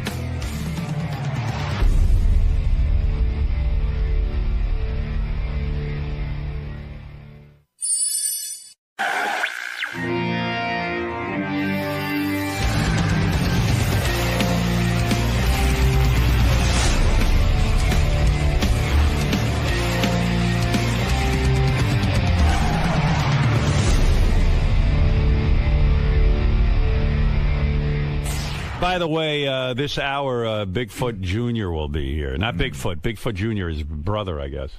How you doing, Bigfoot Jr.? I'm doing good, it is. Hey, I just want to say, Howard, I was thinking someday that I'd like to have children of my own, it is. Because I'm getting sick and tired of having to kidnap and eat other people's. Well, good to see you. You're as funny as your brother. That's Bigfoot Jr. Well, Vermont, I wanted to say, too, that fucking state's been up my ass again. If he keeps this shit up, I'm going to rape his sister, New Hampshire. Well, Bigfoot is upset with Vermont, Robin. I don't know if you know about that. Is that right? Yeah. Well, I know he always has trouble with his state, but he's going to rape the sister? He's going to rape New Hampshire. Well, we don't approve of that, Bigfoot Jr. All right. So where was I? Bigfoot Jr. will be hanging out with us if you need to speak to him, Robin. Yeah. Right? You'll be with us for a little bit? Yeah, I'm right here. It is. Hey, and will someone tell me what's so good about phone sex it is? My balls, they keep on getting caught in the cord it is. Well, I'm not even going to explain that. I'm not going to explain phone sex to you, Bigfoot Jr. Well, would you explain this to me? The other day I went to a restaurant for an early bird special. What a fucking ripoff. I couldn't find no fucking birds anywhere. You're a lot of fun. You're a good man. You're a good man. Thank you. Yeah. All right, what else do I have to tell you? Oh, yes. I just think this is funny because there's a very clear line of who Richie Wilson likes now and who he doesn't. Is that right? And I always think a wedding brings out the best in people because there's three people, like Scott the engineer is invited. Richard and Sal are invited. JD was invited. I was invited. You were invited. I assume Fred, were you invited? Oh, is he gone? Where is Fred when you Fred's need him? not here? Where is he, Bigfoot Jr.? I don't know about that guy, but I got a question for you, Howard. Would you rather fuck or eat a squirrel? Because it's a tie for me. Yeah. Fred, were you invited to Richie Wilson's little shindig? I'll tell you, I might be. I got like a save the date notice, but I don't think then I've you gotten, were. I don't have the official. Well, then thing. you were, yeah. Fred is so odd. Why is that odd? They don't send you a save the date if you're not invited. Save the date and No, don't because come. they will do. No, they will do that. I like that. They go save the date, Not and then they send you an official. Well, invite. yeah, of course. Right. But when they send Bigfoot Jr., do you understand him? Yeah, I understand him perfectly clear it is. Yeah. He speaks my language, this guy. He's the only guy on the show you do understand, right? Yeah, because I see Fred, he's always eating his pen caps, it is, and I thought I was the retarded one. No, when you get a save the date, Fred, that means you were invited. Okay. Well, yeah, okay. I misunderstood. Right, all right. Because, Robin, how many times have you gotten a save the date card and then not gotten an invitation? Right. But it's not the same thing, is it? Well, no, it's not, but it indicates you're invited. So you just admitted it's not the same thing. Well, but they don't send save the dates to people they're not going to invite. I can't believe I'm arguing about this. This is why I have limited contact with Fred. And that's why I prefer it that way. I like all the email I get. Why don't you talk more to Fred on the air? Well, you talk to him. Right, Bigfoot? Bigfoot Jr., I mean. Yeah, that's right, Junior. Hey, I got a question. Where's Robin is? I can hear her voice, but I can't see her. Is she a dead ghost it is? She's a dead ghost, that's right. This is the ghost of Robin. All I know is that Robin, I can't see you, but if I find you, I'm going to fuck you like a wild mammal it is. That's why I'm lost. Well, Robin, you just stay away then. You want to hear from John Lieberman with some headlines? But so wait. Wait a minute. Yeah, who don't we like? So the following people, I'm assuming Fred's invited because he got to save the date. Well, according to you, I am. Right. Well, according to the universe, you are. Okay. Holy shit. I never see anybody get so upset over nothing. No, Fred, you're confused whether you were invited? You got to save the date. I'm not confused. I was just telling you. That's your interpretation that I'm confused. You because you're not invited. What's that? They sent you a save the date to torture you because you're not invited. They just want to go like, nah. Is that what they did? Yes. I didn't know that. All right. The three guys that I've determined out of the whole staff who aren't invited, Gary Delabate, Will, and Steve Brandano. Like Jason was even invited. Wow. It's just Steve Brandano, Gary, and Will. Isn't that interesting? I was invited too, it is, but I was told not to save the date. Oh, you got to not save the date card. Yeah, I got on my card, it says, do not save date. Fred is invited, I assume, if he got to save the date. Yes, yeah, they were mailed out about a week or two ago, so right. Maybe Fred doesn't know that. I didn't get it. Okay, no, you got saved the date. No, I got one like months and months. Yeah, the actual invites just ago. went out. That just went out. That's what I was talking about. I did not get that. jerk off. I'm not the jerk off, dude. You're the jerk off. Who's the jerk off? You. Big Fart Jr. Who's the jerk off? Oh yeah, he's going to say he's going to go against you. What do you mean you was the jerk off? I just jerked off out in the green room it is, so I guess it's me. So why not Gary? Why not? I mean, like, if you're inviting it's almost like you've invited everyone. We forgot Lisa G. She's off. And Lisa G is off. Yeah. So, like, you sat down with a list of the staff and you decided, like, those 4 people are not coming. Yeah. Why? Okay, take them in any particular order you want. I want to hear your thoughts. We'll start with Lisa G. Right. Would you want her yours? Yeah. Okay. I mean, did you invite John Lieberman? Lieberman, yeah. Lieberman's a fun guy. I love hanging out with him, and I socialize with him. I enjoy being around him, and after seeing him dance at the Christmas party, there's no way I wouldn't have him. But the way I look at it is, if you're going to invite everyone, because you're basically inviting everyone, to leave those 4 people out is It such makes a them statement. stick out. You can't invite everybody. The place holds 150 people. That's true. Max. Right, So so you have to have a cutoff. you have to have a cutoff, and I wasn't invited to Will's wedding. Right. Okay, that's fair enough. That's fair enough. That's a good rationale. I like Steve, but we don't socialize out of the workplace. But do you socialize with Fred? No, but Fred and I have a lot of conversations about motorcycles and music, really? and we I'm walk. so sorry. Like, and I also look at it like he likes me, Howard, unlike you. I also look at it with people who I would like to hang out with more. But why not Gary? Do you guys have a genuine feud? Not a feud. We're very cordial to each other in the workplace, and we're respectful to each other in work. But Gary, what are you insulted at all? Seriously? No, I totally expected not to be invited. I don't think.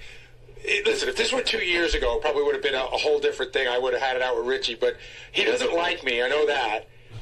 Which is probably why I don't like him. Although in the last 2 years, I think Richie has changed dramatically, and he's a much nicer guy than he was 2 years ago, and we get along fine. I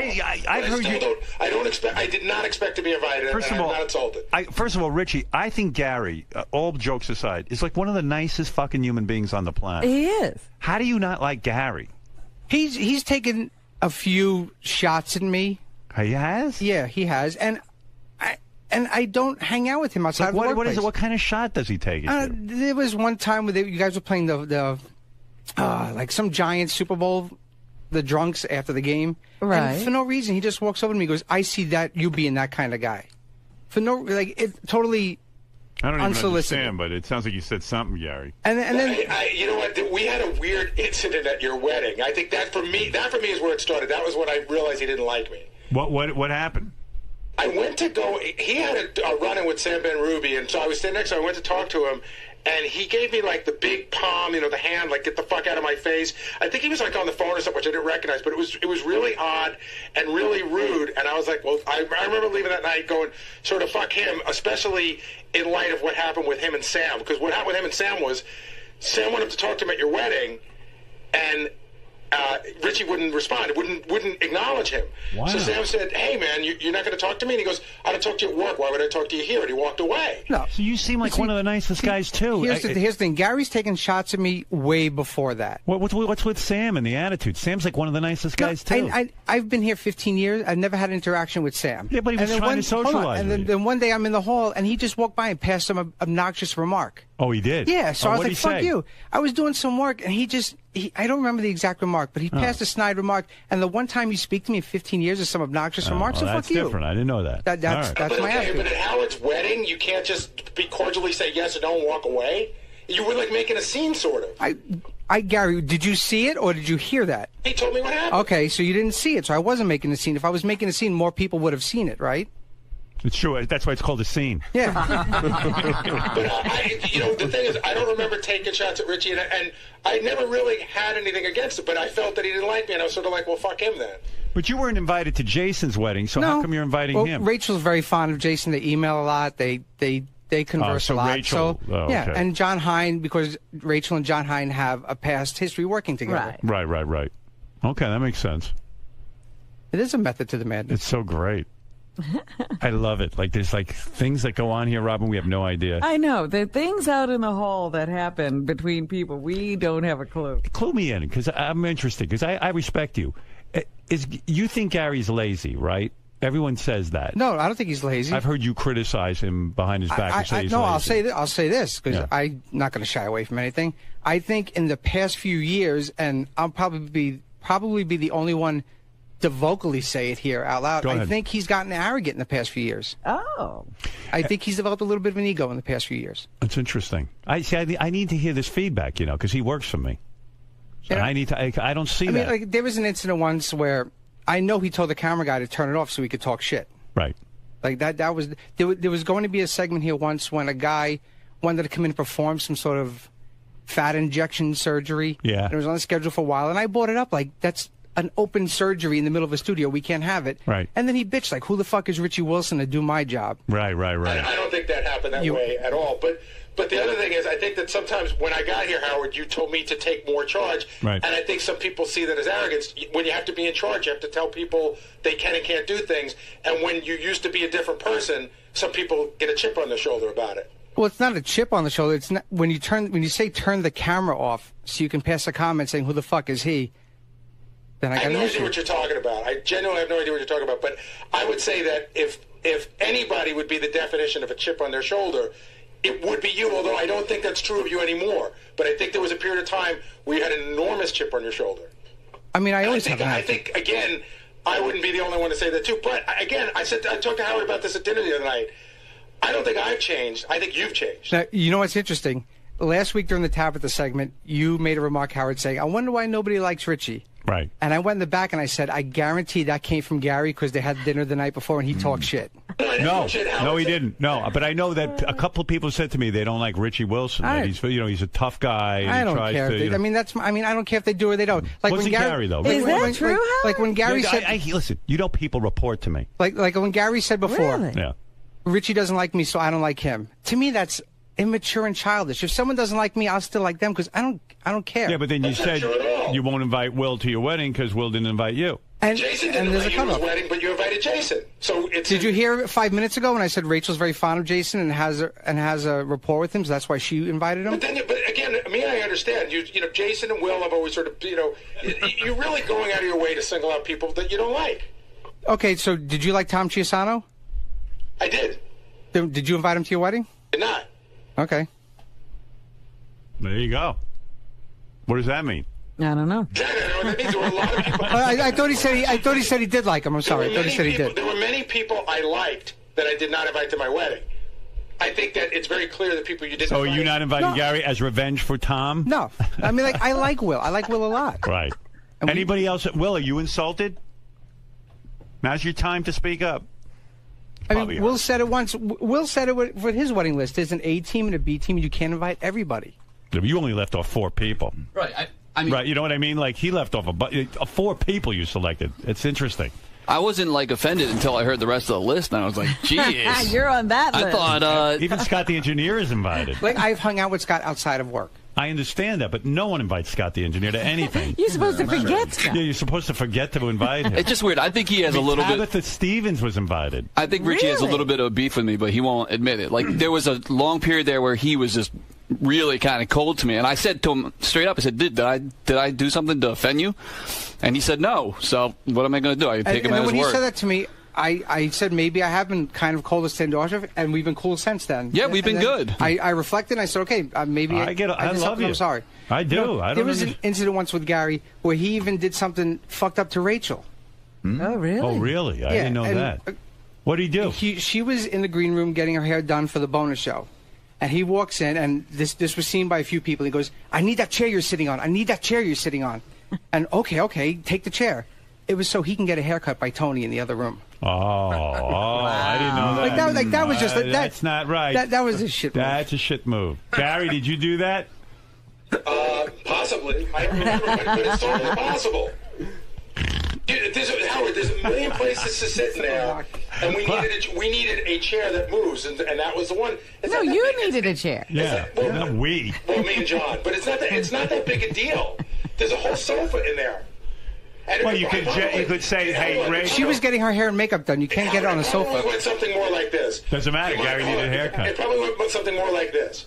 Do you mind if we borrow that chair? But Richie probably... No.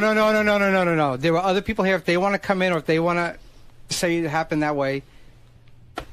Oh, I know. This must be good because John Lieberman has his microphone out. He's like, he's ready to report. He's ready to cover this one. Bigfoot Jr., you believe this, what goes on here? No, I can't believe it all is, but I figured I could at least try to sum it up. Gary's professional relationship with Richie is like at a 9, but his personal relationship is like at a 2 it is. Yeah, right. You know, you're right. You're making sense for one. Good for you. Bigfoot Jr., everybody. Well, anyway, I don't know what's going to happen. John Lieberman, do you know anything about this? Or is this news to him, too? Yeah, go ahead. All right, here's the official news report on Richie's wedding. All right. Who knew? Who knew all this was John going on on? top It's of this interesting. Like for the already? ones that you say like don't like me, then don't be nice to my face. To me, that's bullshit. If I don't like someone, they're gonna know it. It always If I have to work with you, I'm not going to be a dick to you. I got to work with you. We just worked together yesterday. Should I be, hey, fuckhead, come in here and look at this? Or like, hey, let's go in and look at this together? Okay, that's fine. We have, like I said earlier, we have a cordial, respectful, working relationship. Can I ask you a question? Have you not noticed in the last year that I have made an effort to be nicer to you? No. Then that's you. That's who you are. That's who I am. He hasn't. You don't detect this new nice Gary? No. No. I actually thought I've gone out of my way to be nicer to Richie, but you know, I guess if you don't kiss his ass, it's not enough. See, like he gets all angry, like it's childish to me. Like I don't like you, so you don't like me, and you don't kiss. I never asked you to kiss my ass, never once. Well, I didn't kiss your ass. I just said I've made an effort to be nicer to you, and I think if somebody makes an effort to be nicer to you, and you rebuff that, that might be considered a little childish. How have you been nicer? Yeah, in what ways are you nice? I've just been really. I think. How many times have you invited me to your little man cave for a football thing? How many times have you invited me to lunch? How many times? No, answer the question. I'm going to answer. How many times have I had people into my man cave? Once.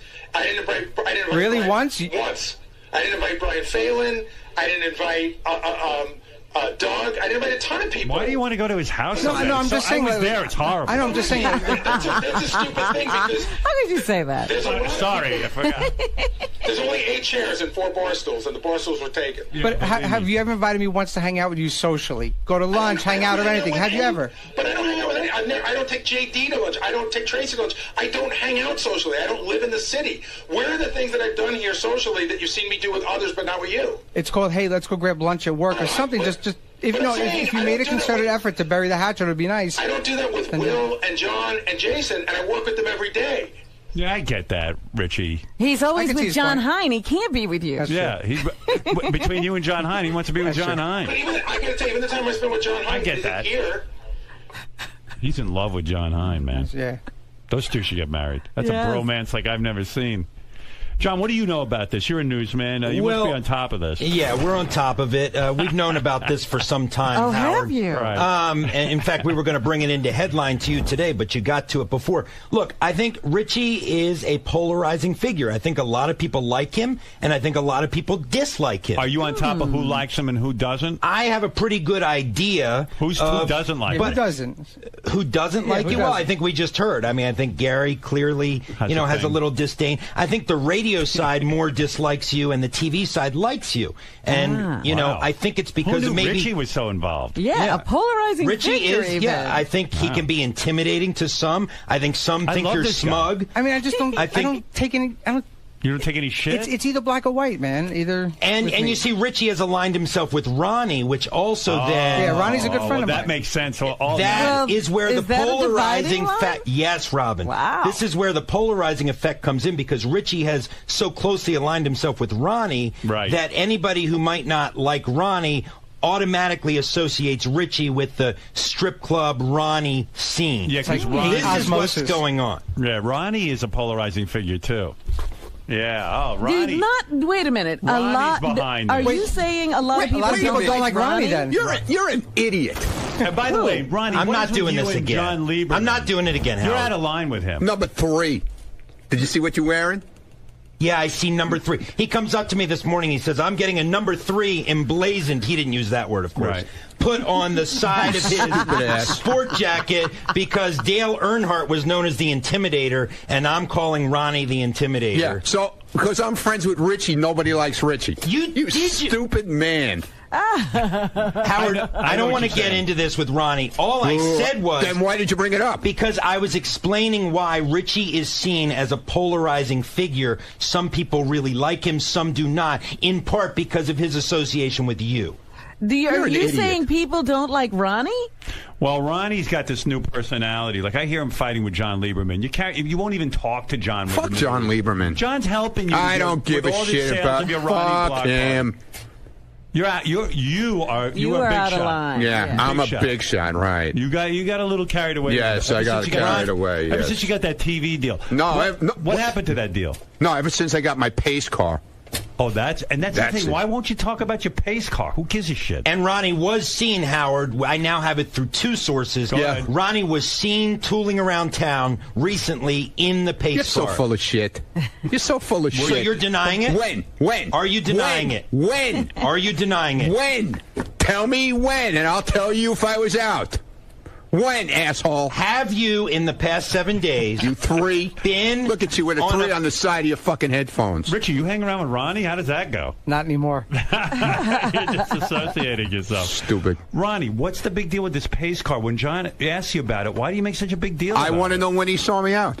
When did you see him I out? just said I did not see you. My sources saw you. When did your sources see me? Sources? Over the past... Sources, man. When? I can't even have a conversation with you, You're Ronnie. an idiot, that's why. How? I will not resort back to the personal attacks. This is an old shtick. Right. Yeah, Here's the shtick. thing. Right. Howard, I have two sources who have seen Ronald out in public over the past 7 days. Have you been out in the car over the past 7 days? Moron. Have you been out in your car? I might have been. All right, so there you go. Thank you. Thank you. Why is it such a big deal that you're driving around in your car? Why is it such a big deal to him? Because you keep resisting talking about it. Because it's not nobody's business. The issue is this, Howard. I saw that car. You didn't see shit. Yeah, I seen it You didn't too. see anything. You saw it? Yeah, I saw Ronnie driving that stupid pace car the other day. It was made by Matchbox. I didn't write this stuff. The issue is this, Howard. Ronnie is going out to Vegas this weekend for the block party. I was assigned to cover this weekend in Vegas. I know, and he's saying that he won't. He won't let you have cover you? it. He has unilaterally somehow decided that I will not be let in to cover this going in. event. If you're not going in, I'm putting an end to the block party. What do you think of that? And it only helps the block party because he'll have something to fucking say on stage when he sees you there. And we'll know what went on. Right. You are letting him in to the block party.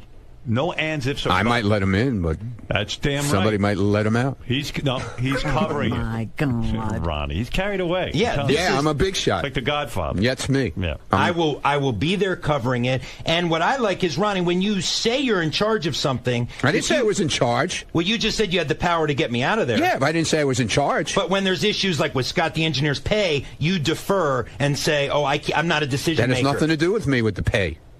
Are you or are you not a decision maker in terms of the block party?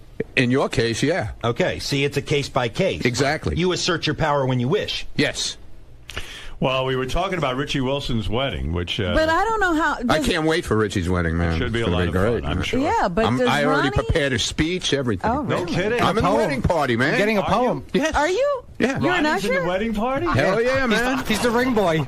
Richie, will you tell Howard what Ronnie wrote on his RSVP card? You have to hear this, Howard. Go ahead. The RSVP card was a postcard, Right. so Yeah. everybody could see it, and he writes on the back, like, fuck you, dick ass, or I can't wait, you dick ass. Oh, my God. That's in the regular post. Because that's what goes on between Yeah, us, but his man. wife's going to see it. She But calls it's in me the dick mail. ass. No, the Postal Service It's will in the see it. It's mail. on a postcard. Oh my God! The Postal Service will see it. Oh my God! Oh, John! Why do you write something like that? You become a whole thing. Yeah, I became a whole thing, be a man. A little whole thing I became. Well, class. there is one thing that's clear. I can't You wait for can't this talk wedding. to Ronnie anymore. Yeah. No, you can't. Nah, shot. can't talk to me.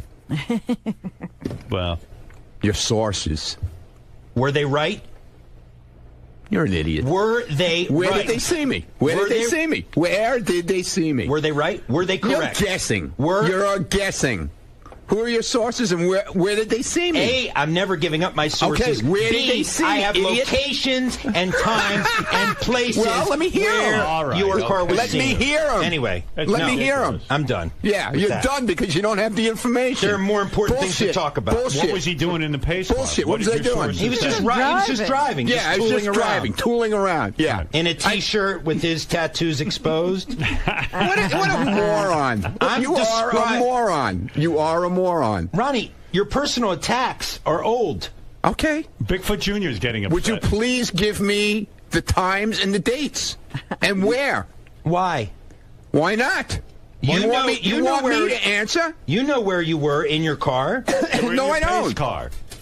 You were pacing. Yeah, I was pacing with the pace. Bigfoot Jr., I apologize. It's upsetting to you. You have limited intelligence, and this has got to sound moronic even to you. Does anyone have ketchup for my scabies? It is.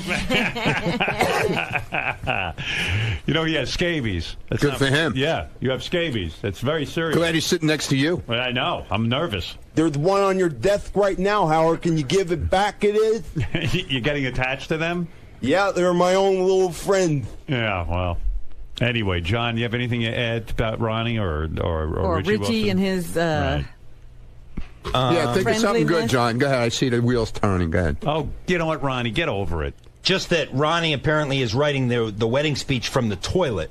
That's where he is composing this. Is he really going to give a speech?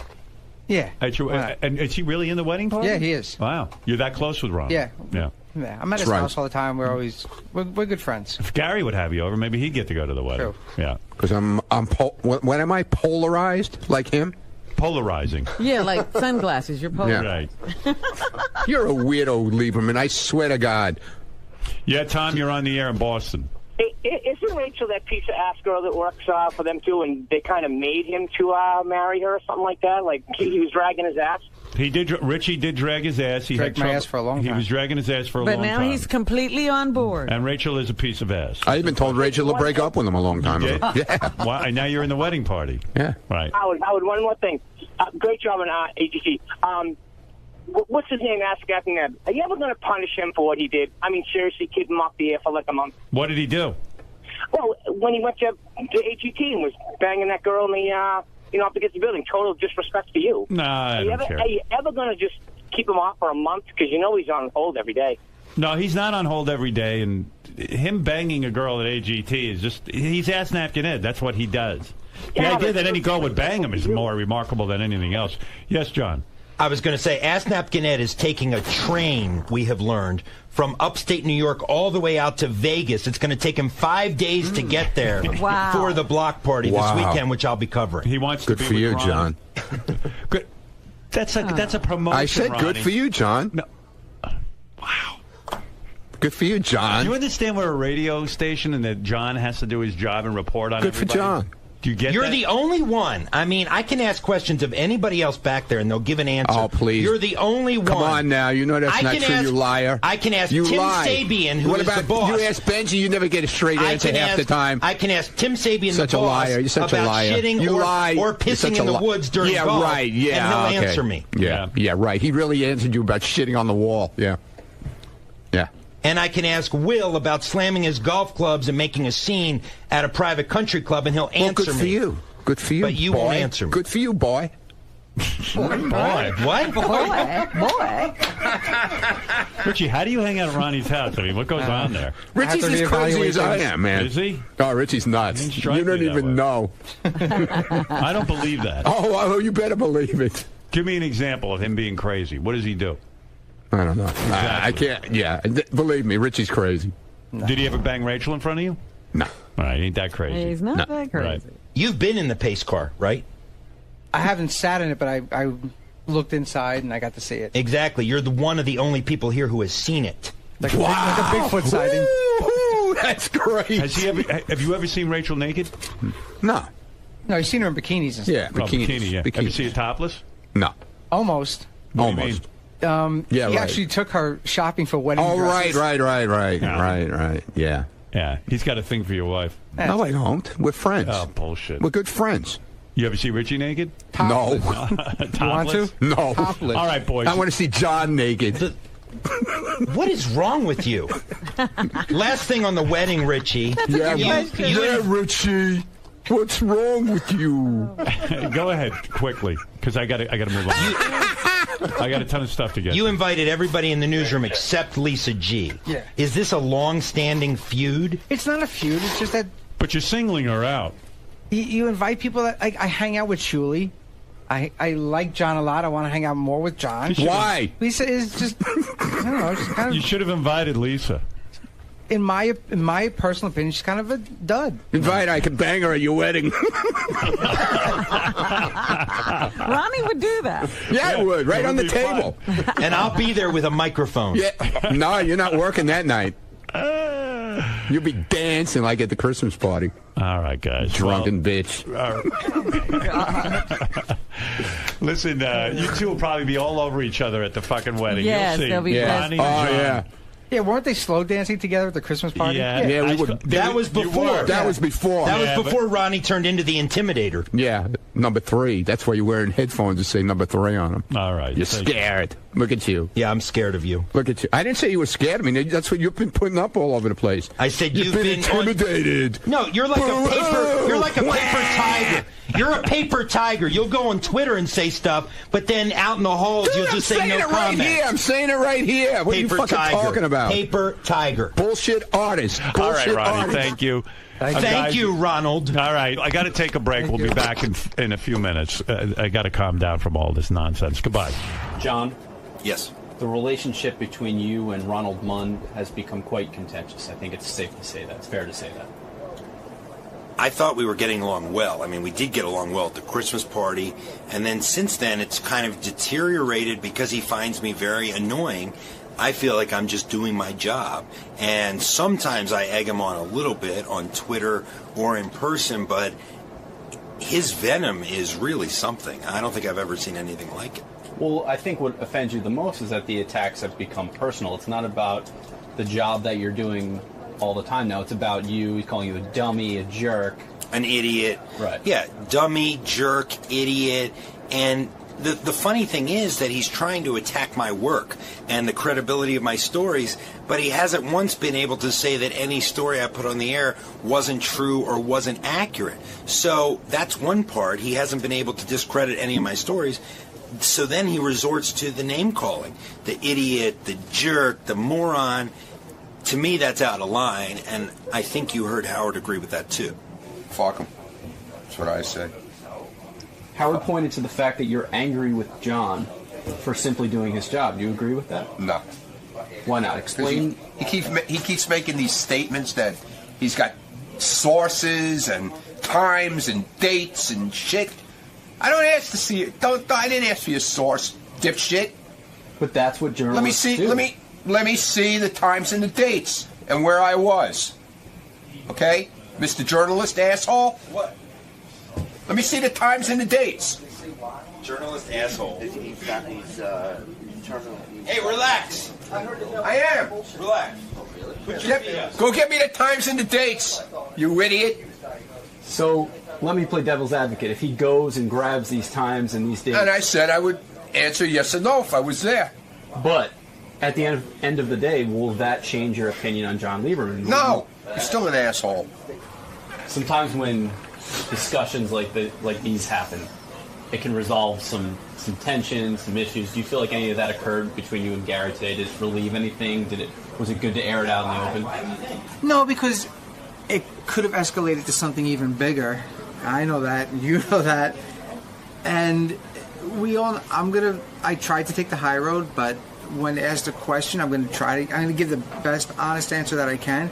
And I know when you go to talk to him, he's going to give a snide remark or say something snarky or something, try to put me down, and I don't care. Look, you either like somebody or you don't like the person, and you can't like everybody. It's impossible. And not everybody's going to like you. So the people that like me, great, cool. The people that don't like me, if there are those people out there, they're chicken shits and pussies for coming at me with smiles and talking behind my back. I said I thought I was being nicer to him, and I said I thought he's changed in the last year or two, and I think those are both positive things. I don't know if he saw them as positives. Prior to that, during times when you said Richie had a big chip on his shoulder, what was it like to be around him? you got to watch what you say because he gets angry. He just, you know, you can piss him off. And I was sort of like, well, I'm in charge here. Why do I have to walk on eggshells around him? But he doesn't really work for me, so I don't really have any power over him. And so it's just a matter of coexisting and getting the job done, which I think we've done. However we feel about each other, I will say this: it's never affected the job that either one of us has done here.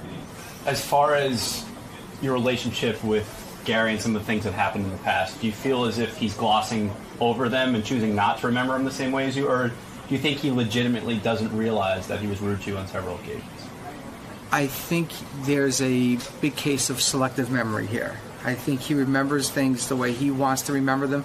Hey, look, how many times during the show will he come in and say, oh, I know, it's this, and he's dead wrong. Selective memory, I'm just calling it with that. Some of the things that he pointed to as far as maybe comments you made or ways you treated him, you don't seem to remember them the same way. Well, I think that when, we all break each other's balls here. Right, so the comment, like when after the Giants parade, I could see you be one of those guys. Like Will and I, and a lot of people can make that comment. So if you like each other, it's a funny comment. If you don't like each other, then you take it very personally. I probably made the comment liking him, not knowing he didn't like me. So it's I think that if you don't like somebody, everything they say is magnified. Merman, yo. It doesn't seem as though things got resolved. I mean, you guys are cool, but you still believe there was some underlying beef. Listen, this is clearly a move, like a fuck you move, to me. He could say it's, what was his excuse again? Oh, I didn't invite him to my wedding, and then Rachel and Jason are close, but, when fucking Scott's getting invited, John Lieberman, who's probably been here less than a year, I hung out with Richie I've been here over 10 years, and we hung out all the time early on. And yes, I didn't invite him to my wedding, but I didn't invite a lot of people here. He seems to have invited everybody but 3 people. So when Tabitha Stevens is invited to the wedding, and I'm not, like, how can I not be like, well, what the fuck? That's definitely a fuck you to you. As far as Will's lack of invitation, I think the one thing that got to him is the fact that there are only, 4 people, or he's one of the uninvited 4. Whereas with his wedding, I think he had to make a lot more cuts, just given his scenario. Do you see it from his perspective at all? I kind of can, but also when you come out and say, wow, I wasn't invited to your wedding, grow up. You weren't invited. You're not going to be invited to every party. You're not going to be invited to everything that goes on. That's just the way life is. And it's my wedding. I'm inviting who I want. It's not a Stern Show staff wedding. It's my wedding. So I want to invite who I'm going to invite. I wasn't invited to Will's wedding when he invited a lot of other people from here. Did you go? Yes. There you go. And I've known Will a lot longer than you have. So what right did you have to get pissed at me? I mean, I'm not mad at the guy. I respect him for the fact that he came in and he said what he had to say. Like, that takes balls to do. And I respect that about the guy. Steve-O, who's become lost in this limited list of the uninvited. Right. It's yourself. Yeah. An innocent guy, a guy who goes about his business for the most part around here. For the most part. Pretty much gets along with everyone. Yeah. Do you feel hurt by your diss? See, it's very weird. At the beginning of the day, somebody came around and said, were you invited to Richie Wilson's wedding? And I said, no, but that's okay. I wouldn't expect to be. And I kind of felt pretty much what Richie said on the air, where, like, we get along, but I wouldn't expect to be invited to the wedding. Then, like, as it goes on, they go, all right, Will's not invited. Well, let me go. Lisa G's not invited, who I know Richie doesn't like. Gary's not invited, who I know Richie doesn't like. Will's not invited, who, I don't know, I'm on the fence on whether Richie likes or not. And then me. So then the question is either you're the one guy who didn't get invited, or Richie doesn't like me. So then as the day went on, it was more like, what's the deal, But then, he went on the air and talked, and he, I was like, okay, now we'll find out. And like I expected, he didn't have anything bad to say. Richie walked by during that, too. I know. If I were to invite everybody here from work plus a guest, that would take up 75 of the slots already. Right. So you just have to narrow it down. If it was a giant place that held 500 people, pretty much everybody from here except Gary and Lisa G would be invited.